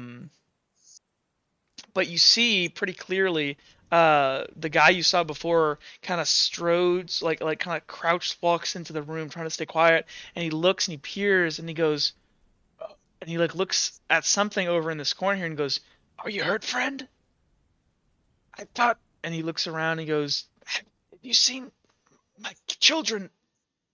And this guy who's apparently being talked to goes, "Oh, I've been injured. They slashed my..." And this guy who's standing here, you can see, is gonna go, "Well, you're not from around here. Who are?" And as you hear that, you hear a voice over here go, "Well, aren't you the clever one?" And you cut out. Oh, it says you hear from over here, like where you can't see, obscured by this broken staircase. You hear, That's too bad. I didn't think you were that clever. And as that happens, you go ahead and hear this guy who's in the room go as this something reaches forward, and you see this figure, tall, lanky, with these like weird tentacles coming off it, lunge forward at this guy and pin him to the ground. And these tentacles, it's not even like down on top of it. These tentacles that are coming off of its sides are just holding him down on the ground as this guy begins to scream, ah! And the tentacles wrap around his mouth and hold his mouth quiet. And you see as this thing extends one of its long, lanky arms, and inside of its hand, it materializes not the same dagger as you saw before, but a dagger made from this obsidian glass. And it's going to look down at this guy, and it's going to slowly lean over, and it's going to, other hand, grab by his hair, and it's going to start by cutting off his nose, and then it's going to work around his face, scarring up his face, slashing it open, as this person is screaming. But the second the blade makes contact to his flesh, he starts convulsing, but this creature is holding his head and keeping it steady as he carves off his nose, his ears, and basically opens his face up, but doesn't kill him. And it kind of like, after it's like done slicing off his last ear, it's gonna like kind of like almost like cock its head and kind of like turn the head and like admire its work. And it's gonna like go ahead and it seems satisfied. The blade is going to disappear, and this person who's now bleeding pretty badly from his head, he's gonna let its head go, and his head's just gonna hit the ground and kind of bounce off of it, and it's gonna go ahead and kind of and it's gonna like breathe in this big sigh of relief, and it's gonna go ahead and reach down and grab its tentacles are kind of gonna pass it up from the ground to it, and it's gonna put it on its shoulder, and it's gonna go ahead and begin dragging this person out of the building. And as it starts, we're probably gonna want to move.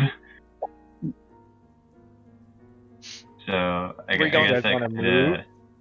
I want to slowly try to creep around the side of the building right over here. Yeah, like over here. Yeah. Okay. Go ahead and make me, two of you, real quick, make me a perception check. Alright. Good. Real good. Okay. Difficulty? No, it is very easy. As you guys round this corner here, you guys go see, let me go ahead and reveal this, but in town square, 1 second here. Oh, it's being annoying because of that. Yeah, okay, let me move that. Let me just shift these over. I don't need those right now. 1 second, let me reveal this to you guys. Why can't I... Is that working? Hold on. Yep. Oh my god. So in the middle of town square, you see what appear to be all the villagers, all of them lying on the ground, various injuries. You notice some of them are profusely bleeding from their stomachs. Some of them are kind of bleeding from their face all marked up. Some are bleeding from their backs. And others just seem to have like well, you can't tell the other ones. It's different, but yeah. And you guys move over there, and you see all of this, and this creature, which found this other guy, is going to proceed to slowly make its way down the path, and it's kind of just like it's like enjoying itself in the rain, and it's like just soaking up the moment, just like slowly slithering down this pathway, and it's gonna go ahead and you guys lose sight of it. While that's happening, I'm walking with Kilroy. Yeah, so let's get back to you guys there. So as you guys are walking, hold on 1 second here. So yeah, as you guys are walking, so this all that took a while. So you guys are already like you get about there.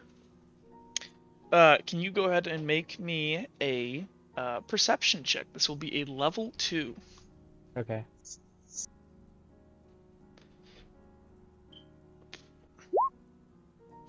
Wow, that's close. Good. You hear the whimpering of your sister. Okay.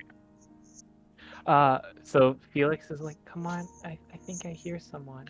And Just Kilroy's like quiet. looking around as you're kind of like dragging him by his hand as he's like moving very slowly and cautiously, and he goes, "Felix, will you hear your sister?"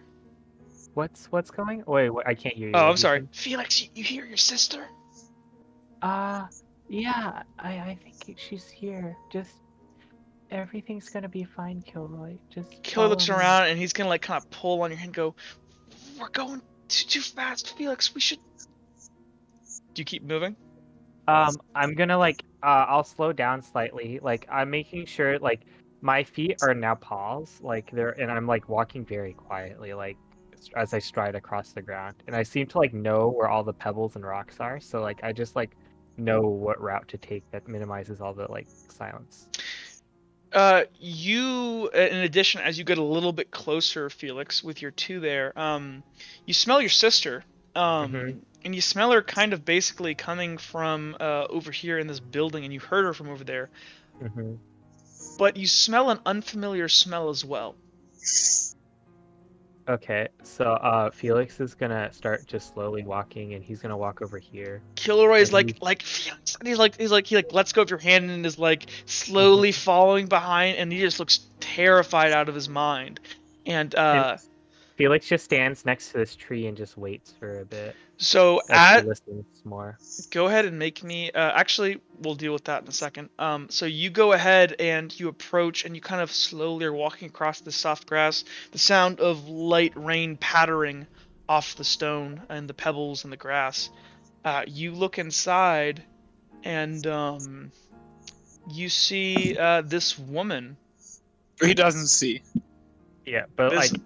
Oh, you don't see. You smell Kilroy this. would. You smell this woman. This blonde woman.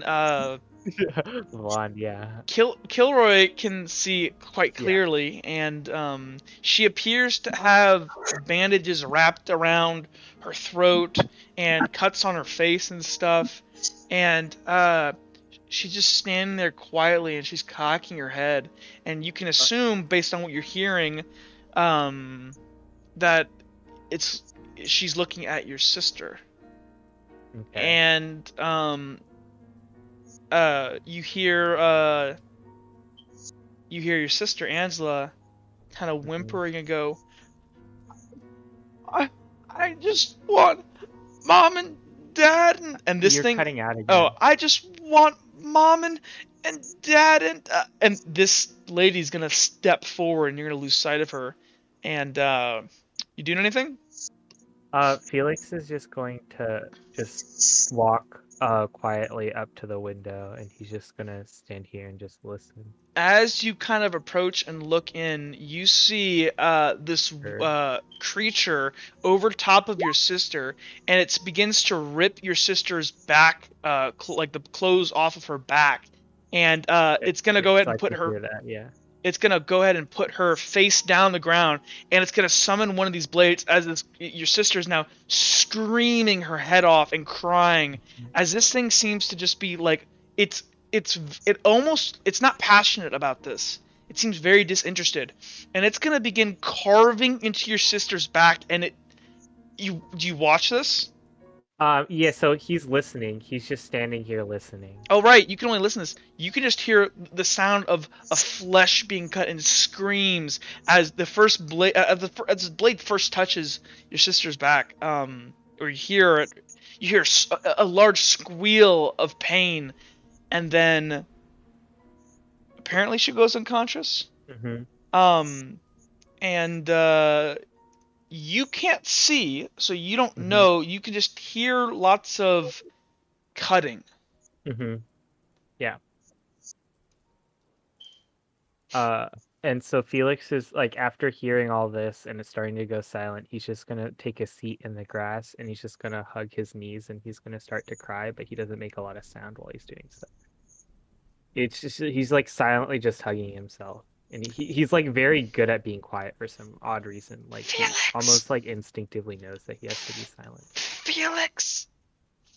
Felix! And like Kilroy's And like calling to he you, just waits. and as you do, you hear from inside the building the same sounds, or the sounds of like a body being picked up and dragged, and you see this thing kind of lazily is dragging your sister's body on the ground, and its head's gonna snap right to you. But I'm not gonna move, and I'm just literally standing very still. And for you, by the way, you can't tell. I'm just thinking.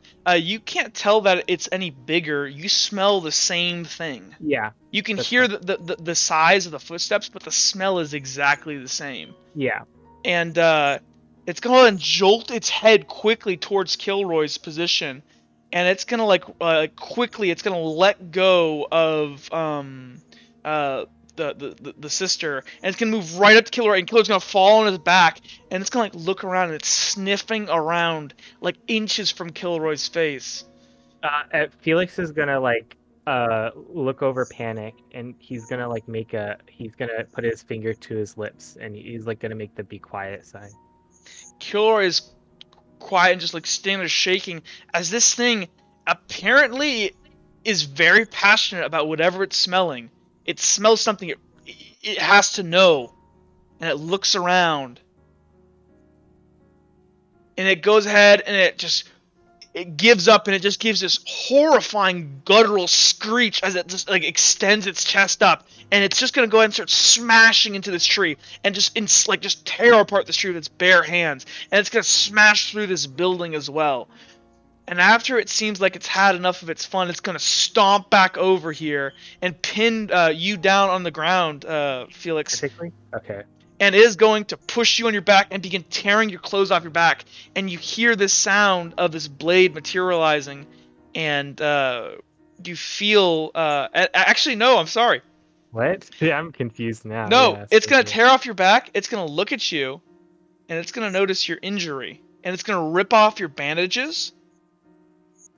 And it's gonna scream again, almost like it's frustrated, and it's gonna make its dagger disappear, and it's gonna go ahead and it's just gonna go ahead and smack you in the back of your head and knock you unconscious. Actually, no, it's not. It wants to hear you. It's gonna grab you by your feet and just start dragging you with your sister. Okay. Angela, are you okay? Angela's that's what I'm gonna say. Yeah, unconscious. But she's unconscious. Yeah, that's fine. But Felix doesn't seem very scared. He just looks very like sad and dispassionate, like while this is happening to him, and he doesn't resist at all. Yeah, you are dragged, Felix. While he's being dragged, he's gonna wave to Kilroy, and he's gonna be like, he's gonna make the gesture again to be quiet. Kilroy is just sitting there on the back, just breathing heavily. As about this time, this other creature comes down, dragging this other person. As that about roughly the same time, we'll say, and it's gonna drag down, and it's gonna move past, and it's gonna sniff the air. It's gonna look around, and it's gonna keep moving, and it's gonna return to town square.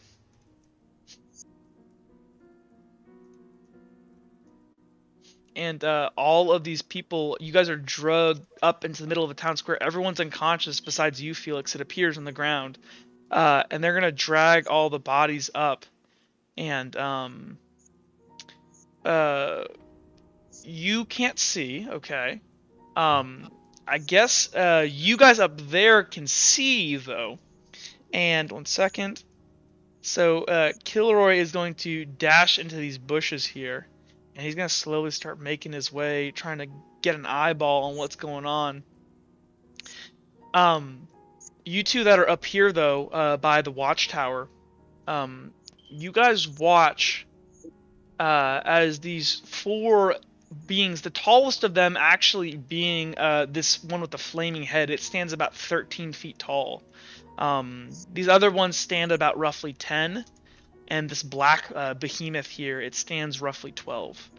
And you watch as they all just kind of look around in kind of a language that it's painful to hear.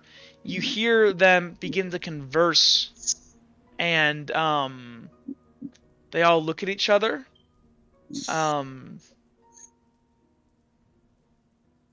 they're gonna go ahead and one by one they're gonna start walking off this way, and they're just gonna leave these bodies. And this one here, it seems to be looking around like back where it smelled something. And it's while this is happening, Felix is just gonna start to move. You're gonna start to move? Yeah, and he's gonna start just crawling through the bodies towards his family. As you begin to move, this thing like is pissed, and it's just gonna go ahead and just like smack you in the back of the head with such force, it just plants you into the ground, and you are unconscious. Okay. Oh, you're not dead.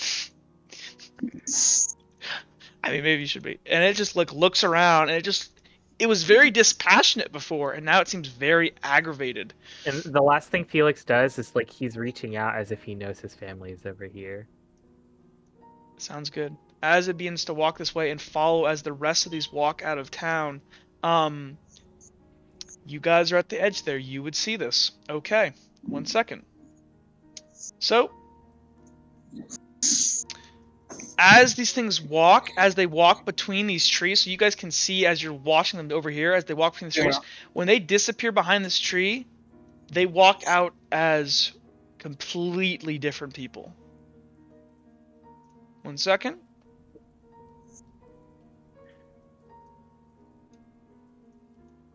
That woman, that burning figure, the one in the front, appears to be this like black lady. This here appears to be this black guy.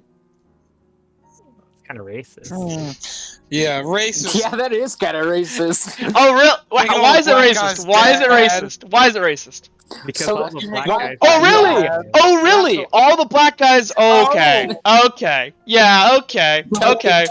Wow. Token white guy. Token white guy. The one talking to the guy was a white guy. And this Makes one over sense. here goes ahead and resumes the form that you saw before. Okay, there we go. There we go. There we go. Equal opportunity. We And- have changed the world, guys.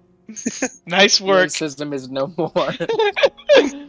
And they begin to walk off. Dude, And this one in the back, this blonde woman, it's just looking over her shoulder, like stuck. And this lady up front is gonna go, Trip Tweez, enough of that. We leave. And this guy in the middle here is gonna go, that was rather enjoyable. There'll be more. Oh, And they're gonna walk off. I'm gonna look at Sirius as we just saw this happening. Oh, hold on, I gotta show that to the Yeah, I'm just camera. gonna, Hold like- on. 1 second. Yeah, go ahead. I'm gonna look at Sirius as this happened in front of our eyes, and I'm gonna look at him with the complete look of terror.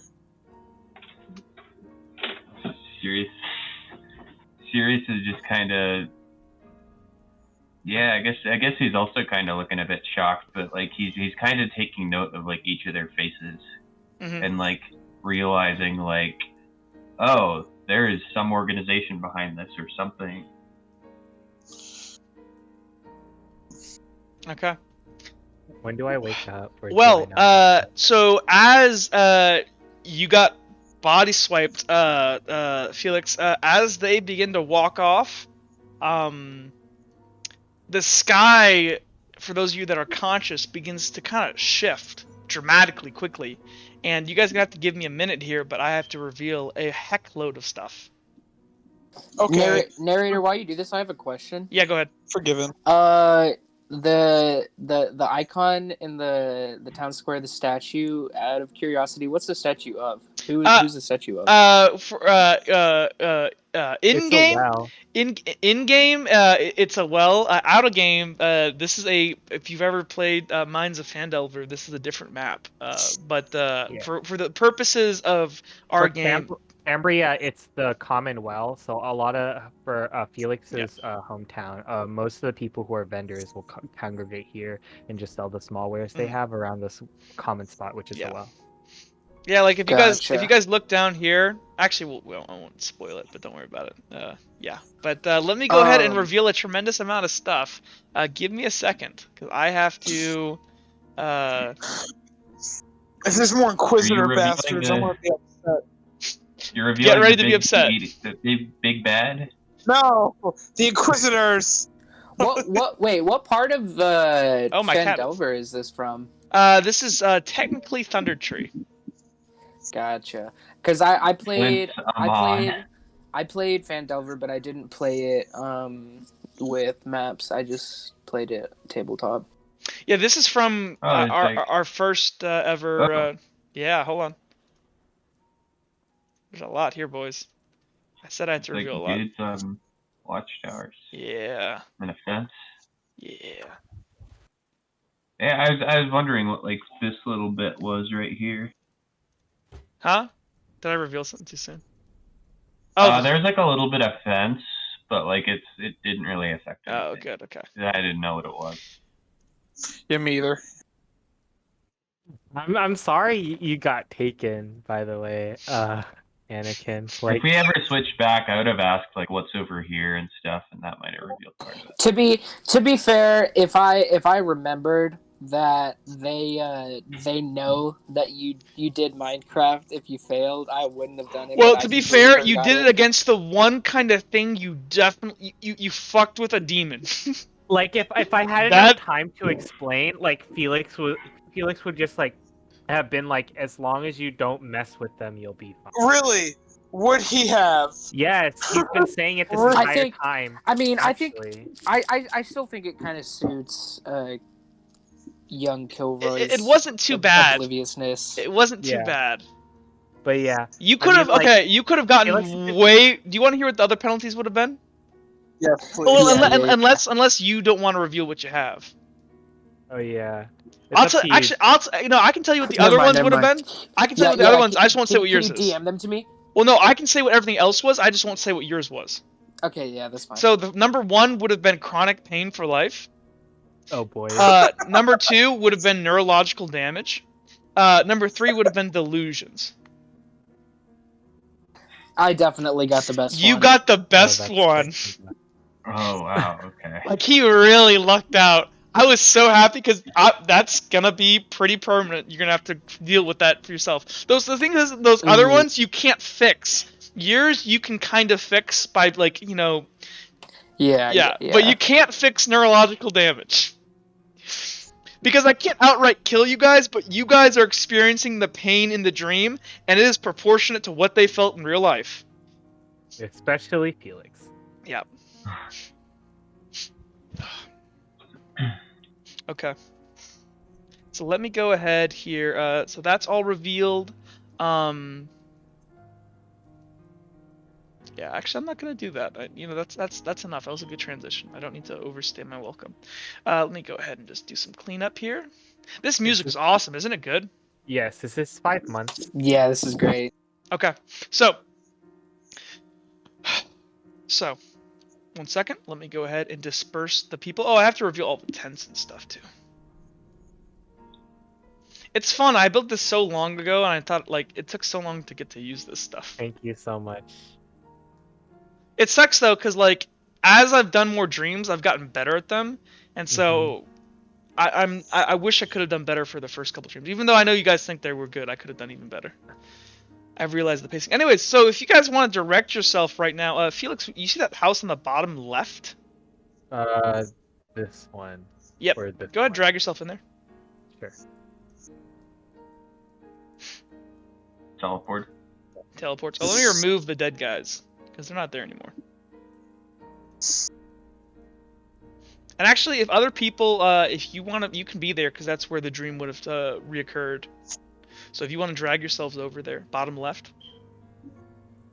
Am I still unconscious? When this transition happens, you will be awake and on your feet. You're still gonna have that injury though. Bird mask man. Okay. Let me go ahead and look at something. Do I recognize any of these people? No. I mean, you. No, actually, you really wouldn't. You especially, because you're like. I would though. I mean, you're not. You're from like 5,000 years ago. That's fair. They're inquisitors. So let like me some go. country bumpkin, and he like sees some modern technology and freaks him out. I mean, technically, Felix is also a country. Actually, yeah, bumpkin. like all like the blood healing stuff would be like really wild, probably. Yes. There is Fellcraft that's healing with blood, but there isn't like where his time there wasn't like on demand fix me up like stim pack equivalent like blood healing.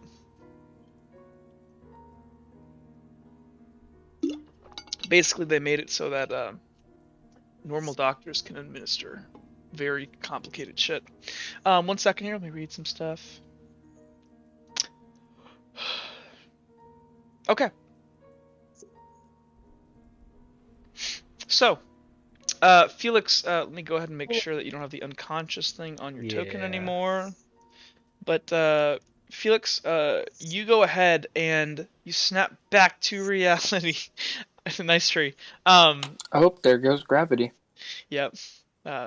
And you're there in this room here, and you look around.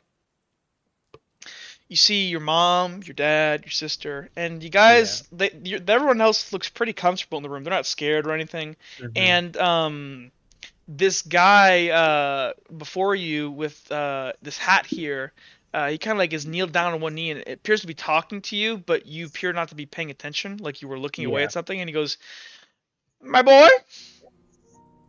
You just cut out. Oh, my boy. Hello? Oh, hi. My name. What's your name, young man? You're really quiet. Sleep. Oh, there we go. Yo, Wesley. Well, I'm Felix. I'm Felix Velte. It's very nice to meet you and your family.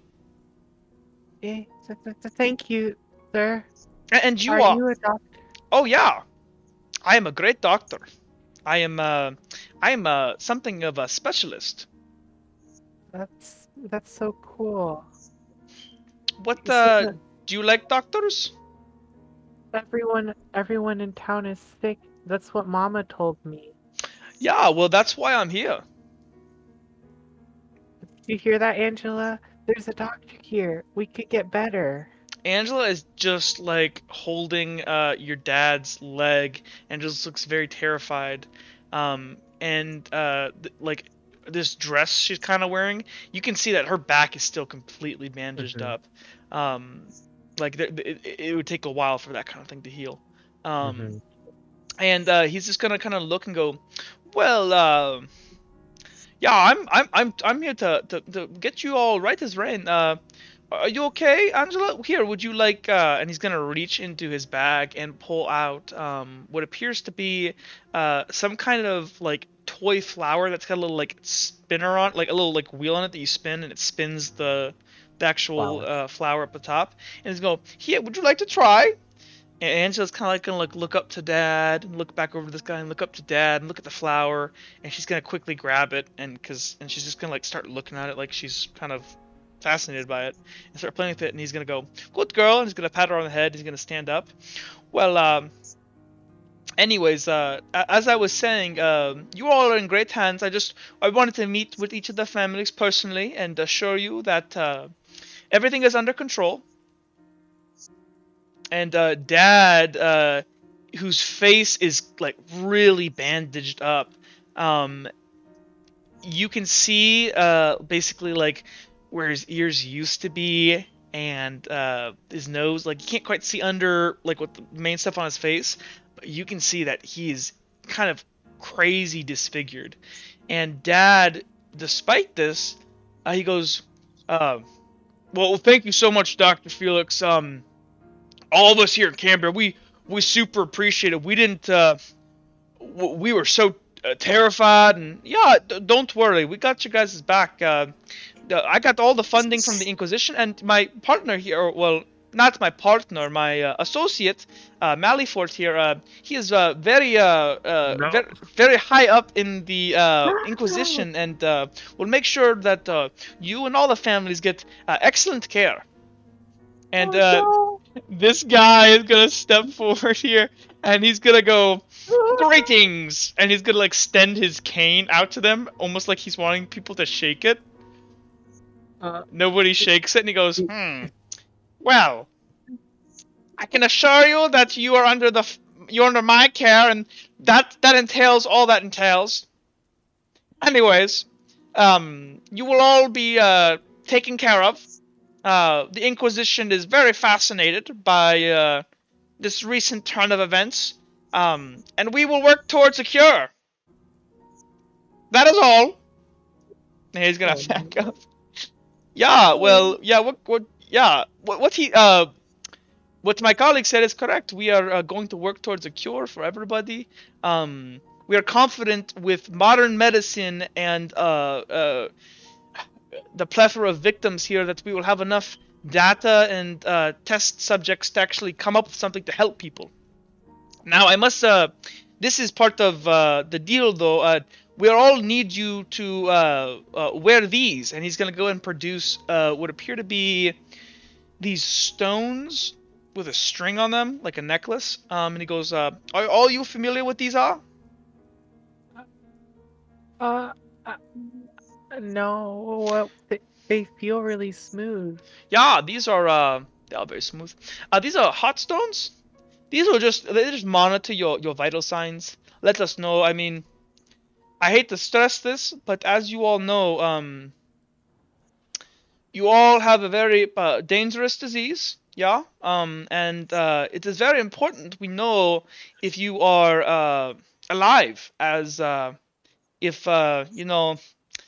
And he like looks at the kids and goes, if a squirrel had it and the squirrel died, well then a harvester or interdimensional void walker would come and harvest its body, yeah?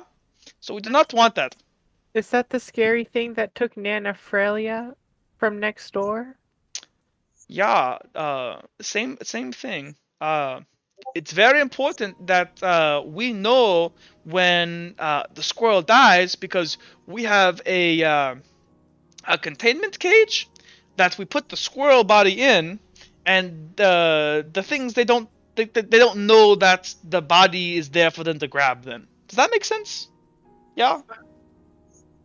Yeah, Felix is just gonna nod yes, but like he's not gonna say anything because he actually doesn't understand a word. And Mom kind of looks a little bit uncomfortable with the entire situation. He goes, Felix is gonna move over to his mom and just hold her hand because he doesn't understand and he's scared too. Are we allowed to leave? This is all fine, but are we allowed to leave? Mom, technically, no, you're not. This is not the prison, though. I mean, we're just here to help, and this could be a great breakthrough in science to cure shards, and there's just too many people here. If we let you all out, then we couldn't control this, and the harvesters, they're very destructive and dangerous, and they will not stop at anything to, find the squirrels. So it's very important that we work together on this and work towards a solution.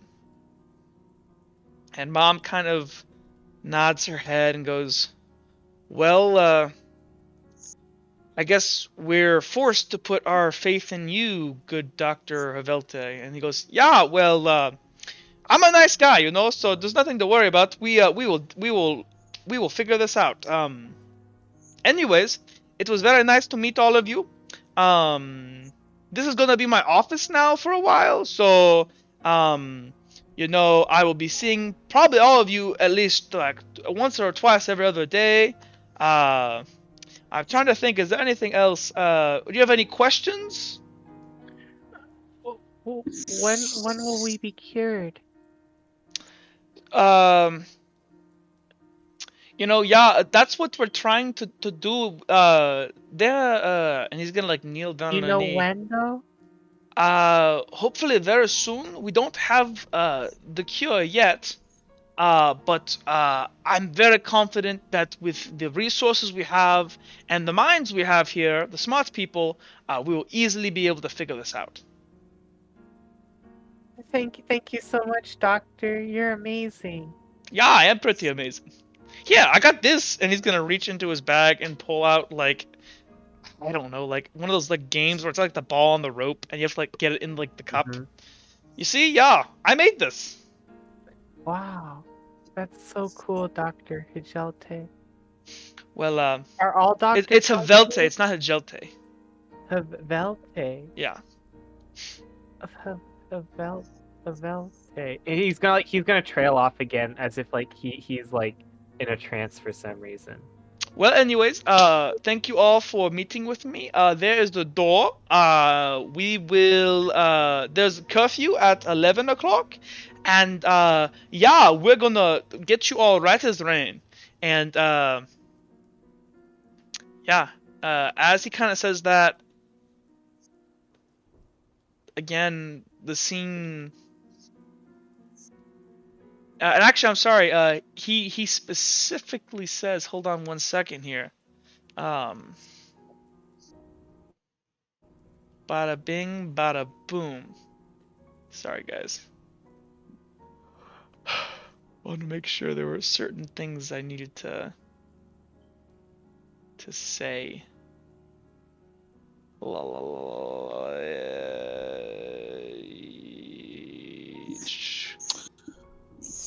Okay, I said that. So it's pretty clear Felix stole this guy's name.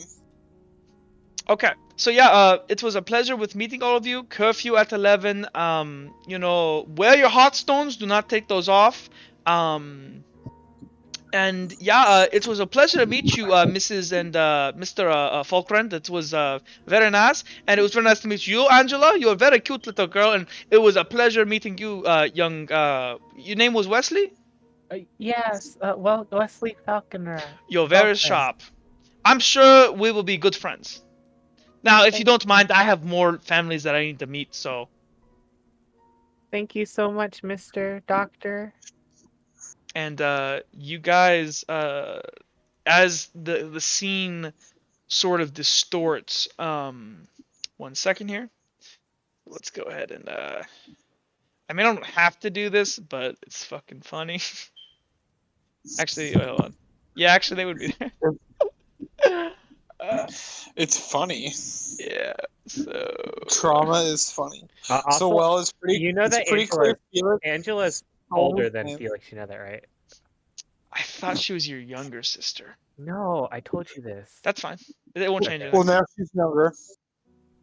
Well, it doesn't matter. It's pretty clear that you stole this dude's name. Oh, I don't have to do these for every single one. If you look up at the tower here, I'm getting rid of doing what I need to do with all the bodies. You get the idea. They're all dead. Kilroy's still in the woods. Oh, is he still in the woods? Nah, Kilroy would come. He was just chilling in a bush.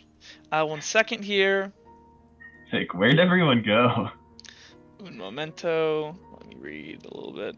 I gotta make sure.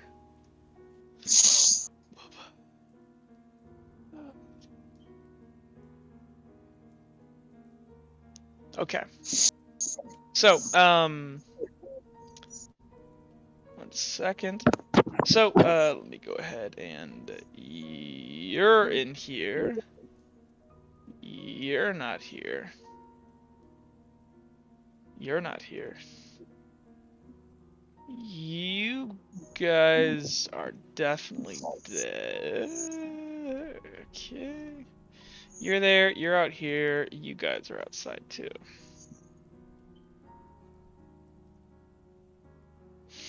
So, again, you guys, it's almost like you feel like your bodies, as you're sucked out of this small, now medical office, and you guys snap back to reality. And you guys are looking, and it's outside, it's not raining anymore. Actually, why not? Rain's always fun and depressing. It's one of those rainy areas on the island, you know? Exactly. It's monsoon season. It's monsoon season. Time skips again, and but you guys can tell a good amount of time has passed. You know, the roads look different, the buildings look a bit more worn. As you guys kind of look backwards and around the city, there is like not a peep to be heard from anybody. But that would be true unless you heard the screams or if you didn't hear the screams, as Felix, you recognize the sounds of your sister screaming inside. Older sister, very important. Older sister screaming from inside. And you hear some voices muttering inside as the good doctor pushes past and goes, out of my way, young man. What's happening to Angela? Oh, she's dying, of course, just like everyone else. You, and he like looks down at you. He goes, your name was Wesley, correct? Yeah. Well, Wesley, you look rather healthy. How do you feel today? I'm okay, but Angela was fine just a week ago. No, I thought she's got pneumonia, my dear boy. But that's exacerbating the shots. She will most likely die. You guys could cure her. That's why we haven't been able to leave all these years.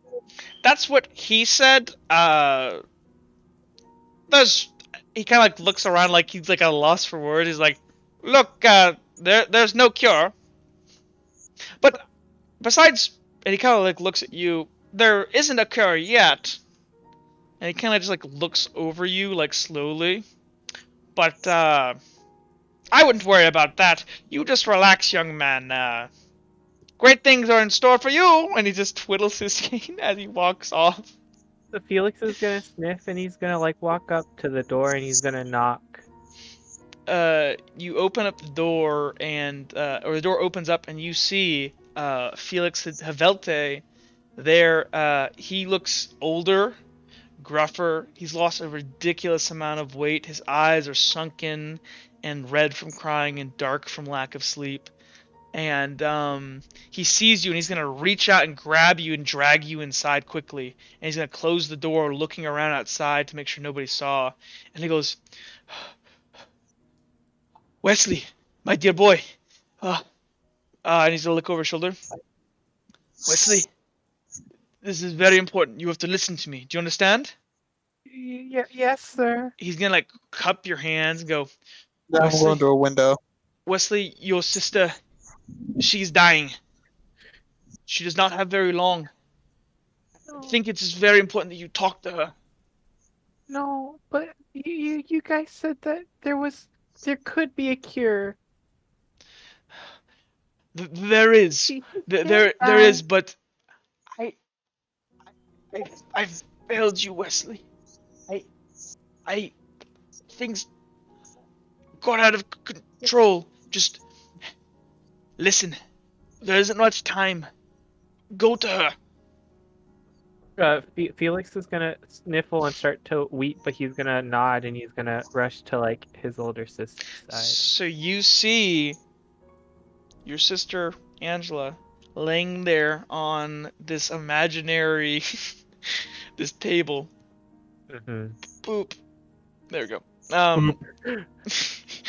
She's laying on this table and she looks extremely gaunt. Her face appears to be like it's more of like almost into shades of blue, like from a lack of oxygen.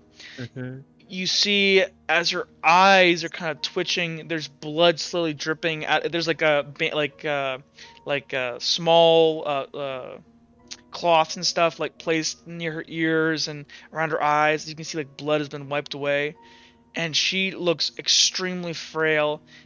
She appears to be very stiff, like she can't move very well.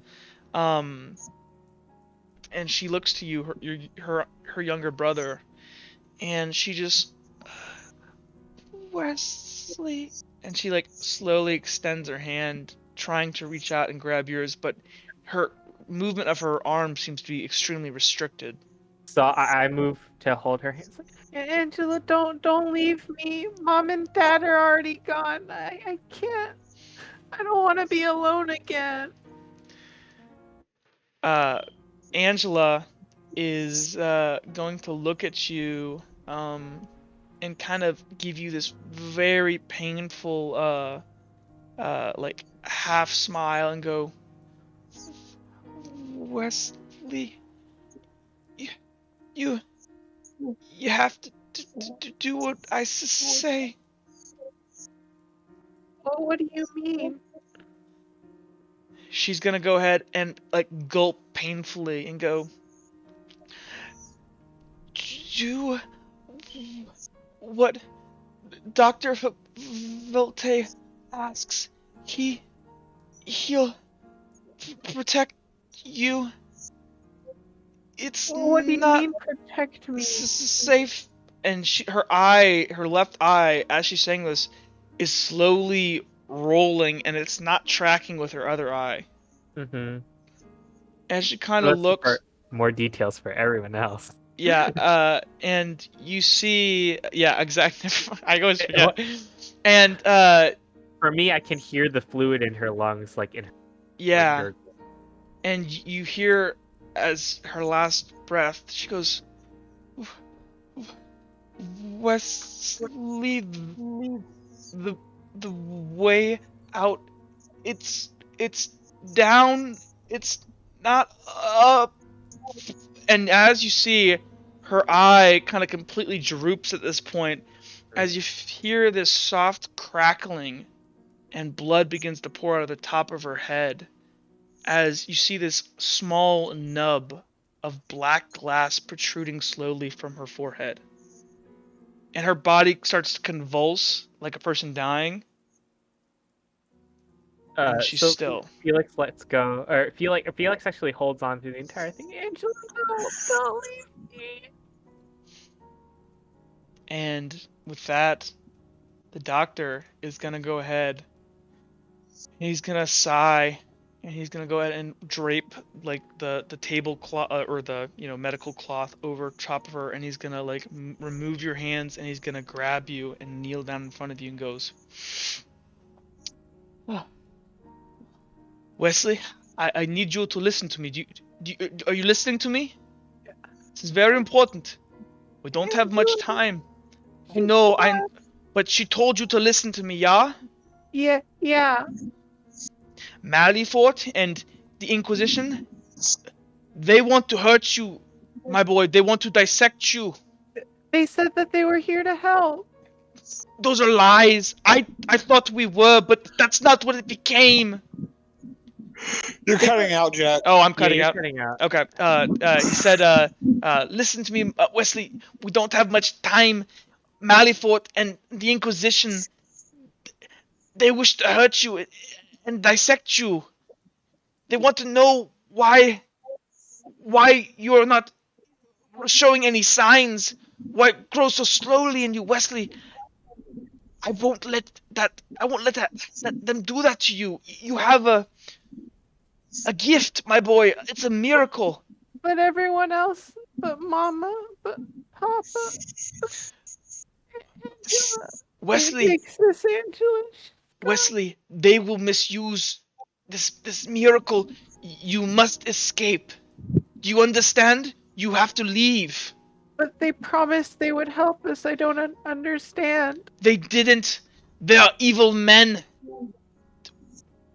We failed. Do you hear me? I cut out again? No, someone joined. JT. Oh, JT joined. They joined. Hey, we're not talking right now. Hold on, we're in the middle of a big RP moment. Professor or Dr. Havelte continues. They will misuse your miracle. You must escape. Do you understand? You're not safe here. But I don't know where else to go. To Redwall, my boy. Now this is very important. You must listen very closely. In Redwall, it's a country. It's over the sea, to the east, or west. I mean, there, you must look for Lady Redguard. Do you understand? I don't. So he's still gonna be petrified, but you can continue talking. She is an old friend and a very good woman. Yeah, you must go there, and go to her. Settle down. Don't bring too much attention to yourself, and at some point, reveal to her, let her know, or give her a sign. Tell her that I sent you. You understand, yeah? You cannot forget any of this. But why can't I? Why do I have to be someone else? I don't understand. They will look for you, my boy. Your gift, they want it. I know that you will succeed where I have failed. I'm sorry I must place this upon you, my boy, but you must be brave. And he's gonna go ahead. What about you? He's gonna kind of look like grimly down, and he's gonna go, I will give you an opening to escape. You're the only one left. They won't let you go. Here, and he's gonna reach into his pouch and pull out this satchel of coin and hand it to you and goes, you're going to take this money, and you must keep all we've discussed here secret, just to yourself. Do you understand? Yeah? Felix nods really, or Wesley nods really, but he's still crying really hard. They will try and to find you, my boy. Do not use your name. Now, we are running out of time. I will bring your sister's body to where the rest of them are. And I will open the cage. It doesn't need much. They won't notice. They will come for them. Yeah? Yeah, the monster thingies. When they come, it will buy you time. Just leave. I don't. You go, you find a boat, and you go to Redwall. That is what you must do, and find Lady Redguard. We don't have much time. The gods. And as you hear that, you hear the knocking, on the door. As you boys that are outside would have seen it, as these two Inquisition members. Let me go ahead and reveal them. They like strutting up as they appear to have some sort of like flashing light in their hand as they are gonna strode confidently to this door. And Mallyford is not here. He's gonna go ahead and they're gonna strut up and just not even knock, just open up the door and barge in. And they look to the doctor and go, Dr. Revelte, is she deceased? And he goes, yeah, I was just about to bring her body. And goes, we must bring her body immediately then. We cannot leave her out in the open. What? Please, I want more time with Angela. Step aside. And they're going to go ahead and like push you away. Mm-hmm. And they're going to go and the good doctor is going to go ahead and put his hands on the body and goes, I will take her personally, yeah? I need to go there anyways, and you all can help me, but I must come. I must see check on the other bodies. Yeah. And they look between themselves, and they nod and go, "Oh, follow us, doctor." And they're gonna go ahead and wrap her body up in the sheet, and they're gonna go ahead and drag her off. And as he steps out, the good doctor is gonna go ahead and tip his hat and go, "Be brave, my boy." And he's gonna go ahead and walk out, and yeah. Okay, so am I left alone now? You were left alone in the doctor's office. So, when I'm left alone, I'm gonna cry. I'm just gonna start crying a lot. I'm gonna walk in and put my hand on his shoulder. It's gone. Kilroy is the same. I'm gonna give him a hug. He's gone again. I even Look. try. I could, maybe I should have stopped. Look, Wesley or Felix, whatever you want us to call you. You know, you said that you're alone. Well, you know, your family may be gone, like so many of us have lost our family, but we're your family now. You know, although we may fight, not get along, we'll never stop being family. As I give him a hug. I don't know what I need to. I need to become a doctor because I have to. It's the only thing. You guys hear what appear to be the sound of some sort of loud siren almost, as let me go ahead and I get to drag out the boys. The big boys. The big boys inbound. 1 second here. Drag them out. I've been waiting so long to use these guys. Now you get to use them, Jack. Yeah. And Kilroy made it through another dream. Yeah. Oh no. Hold on. Yeah. So, okay, this one is coming from over here, yeah. Mm-hmm. This one's coming from over here, yeah. They want This sounds familiar, Jack. They want almost like a Hong voice. Yeah. The good doctor, yeah. He is Dr. Malifort, yeah, I wonder. Yeah. Do you like the Easter egg? Malifort Doctor. Yeah. And as you guys hear, you hear shouts and screams, and you hear like the sounds of explosions, and the sounds of crackling of lightning, and screams, and breaking metal, and you guys hear as you guys are in this building here, you hear something slam against the wall to your guys' left here. And there appears to be a piece of this fence that's outside, like, jammed into it, as, and actually also, you guys, that'll be funny, you guys see as, this guy, this Inquisition guy is launched through the top of this, of the building and, just slams through and hits into the building and just slams into, I don't know, like the table where your sister's body was, and just smashes it, and this guy's body is just bleeding and like snapped and broken on the ground. I think that's our cue. Let's go. I don't want to go. We should I wouldn't go. even be alive right now. Everyone Felix. else is gone. I want to drag Felix. And as you guys are in here, this thing comes and just smashes through the building. This thing is probably about, like, I don't know, 20 feet tall. It's got these long ass lanky arms, and it's more hunched forward with these short legs and these wild, like, almost like hair-like things, like tentacles coming off its back, and it just plows through this building and moving at this crazy rate of speed, smashing through. And you guys hear this from all around, the sound of just like destruction and death. I look at both Kilroy's and Sirius as I grab Felix's arm. We go now. This isn't happening. This never happened. This never happened. It's not happening. It's not happening. Pick him up.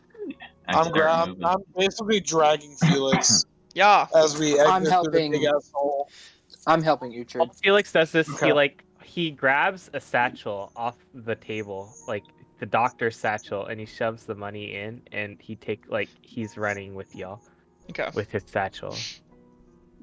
And so, yeah, you guys, I guess we'll exit stage left because that's where the big ass hole is. yeah, and so there's a big breach in this fence here where it was just like completely torn apart.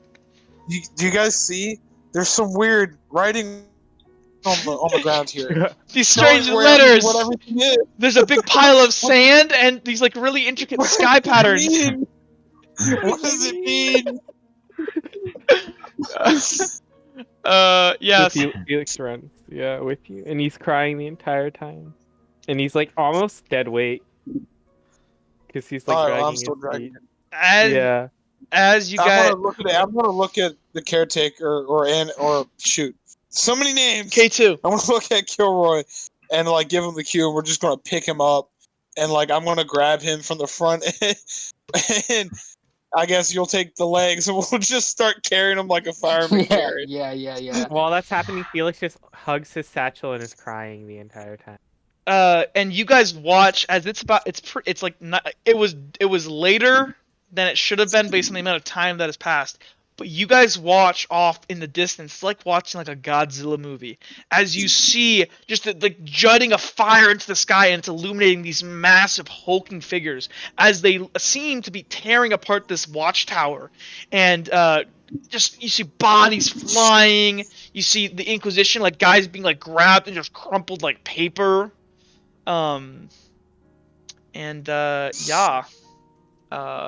They converge on this building here, and you see the reinforcements from the camps begin to like run over as they try to begin to deal with this threat. But you guys lose sight as you push through past the fence into the tree line. And the second that happens, that's it.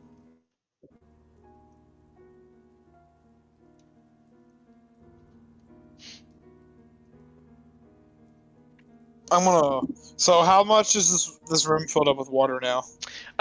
It appears that because I think before I forget what I exactly said, but before You said it was about to spill over the well. Did I? Yeah. Okay, then it has spilled over the well at this point, and there's water on the ground. It slowly creeps up, and yeah, you guys are in here. I'm gonna. I guess Helena and Butt and Nox are here, and they kind of like look around like they don't really know where they've been, as it appears that the stones in the wall now are breaking, and you hear like a cracking, as apparently the dream is becoming very unstable. Maybe that's the reason that they weren't there. I'm gonna walk over to Felix and just put my hand on his shoulder and say, and I want to look at everyone and goes, "Look, we've been through a lot, and we fight and disagree, but what I said was true. We're all like family now. So Felix, you don't have to feel alone." Felix is holding his bags like, I don't deserve to be here. I shouldn't be alive. Stop saying that. You're here for a reason. We're right, Uhtred. It was my dream. Why did that happen to me? It's not okay. It's never been okay. All of us we all have messed up things happen to us in life, but we just gotta push forward, like Vex said. She's told me that, leave the past in the past and push forward. The doctors, they were trying to hurt me the entire time. They let Angela get pneumonia. I never realized it, but they did. And they let everyone die.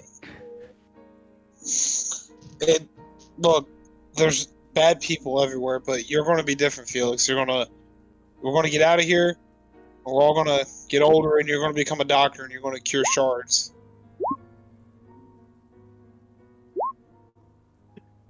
Felix is just going to keep crying the entire time. So, real quick before I forget, Felix, strength, reflex, or int? What do you want? Int.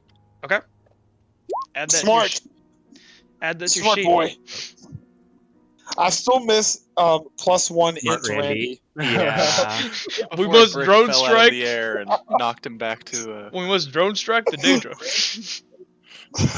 Felix deserves his int for finally realizing he's been repressing his memory and literally twisting his entire memory the entire time. Yeah. Since you since you guys have seen Kilroy back to consciousness from being dragged to the town hall, and especially now back in the door room, he has a very, very grim look on his face, like very, very, very highlighted eye bags. His face looks really, really droopy. I want to look at... His posture is leaned forward. What did you say? I asked him if he got taken. Yeah. No, I thought Jack said something. Oh yeah, his posture is very slumped forward. He's normally holds himself very upright. Now it's very poor. He kind of looking at the ground. He just looks exhausted. He has scoliosis. I'm gonna look at Kilroy / caretaker. Well, what happened? You okay? You seem... Lift your shirt up right now. Listen to the good doctor. What? You need to lift your shirt up, please. Where did he hit? Where did he stab you? The monsters, they stab all of us. Kilroy grabs his shirt and pulls it up to his chest. You pull it up. You see the scar. You do not see the black tendrils. Did it look like mine? No, it looks like he just has a healed wound. So Felix is gonna like sit back and sigh and relief. Actually, no. Hold on. Let me Oh. roll something real quick. Let's see. Destiny. I was not gonna punish you too bad in a dream, but you got off kind of light. That light? Hold on. I don't know. I'll let this decide. Hold on. Let me roll D2. Actually, no. I already said what I was gonna say. I can't punish you more. That seems wrong. Yeah. That's true. That is punishment after the fact, and I object. Yeah. You're that's safe. changing your actions, which I object to. We can't change it. DM can't change his either. Actually, the narrator is God. Yeah, I can do whatever the fuck I want. Okay, so no, Felix, there's no black stuff like your wound. He just it looks like someone just cut him with a knife in the stomach and the heel. I'm sorry, caretaker. I should have stopped you guys. I just didn't want to remember. It's okay. I understand.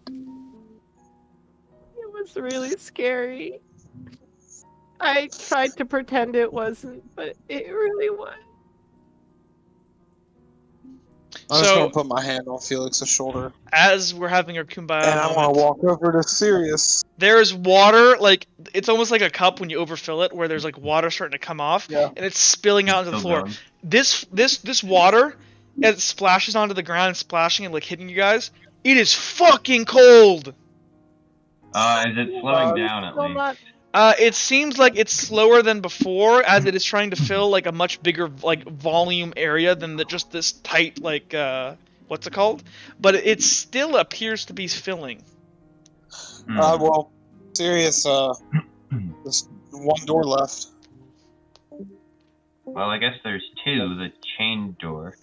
Bear mode Randy is on all fours and drinking like a dog. Like As you're drinking it, okay, hold on. How much do you drink? Do you want to taste it first? Yeah. It's salt water. Oh boy. So you slurp a bunch of salt water, and I guess you vomit. Make me a strength save. We'll do it. This is like common to like. Actually, no. We'll say it's uncommon because you usually don't drink salt water. All right, so strength save, so that's 5. Because it's technically strength is con. Yeah. All right. You're good. Oh, you're good. Oh no, you're not. Yeah. Oh no. You All right, kind gotta of. get sick. So how do you want to RP it? It's up to you. It's gotta be a little sick. Randy just and then drinks a little more.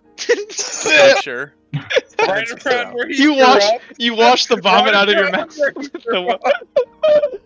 That's great. Yeah. So Randy's enjoying this really ice cold salt water. But yeah, it's salt water. It's specifically salt water. And I'm sorry. Get back to it. Well, I don't think we're opening that locked door anytime soon. Sirius kind of thinks for a moment.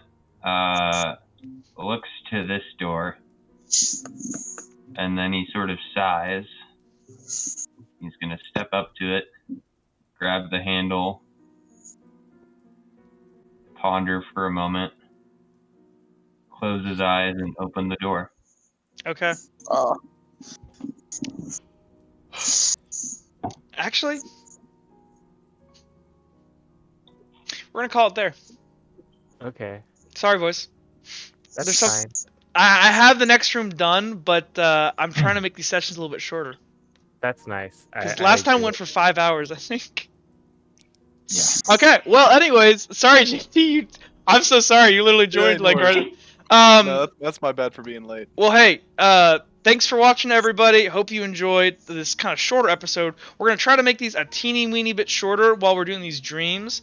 And then it's just we have school and stuff, and so people have things to do, and it is a Sunday night for us. Yeah, thanks for watching. Catch us next time. Later.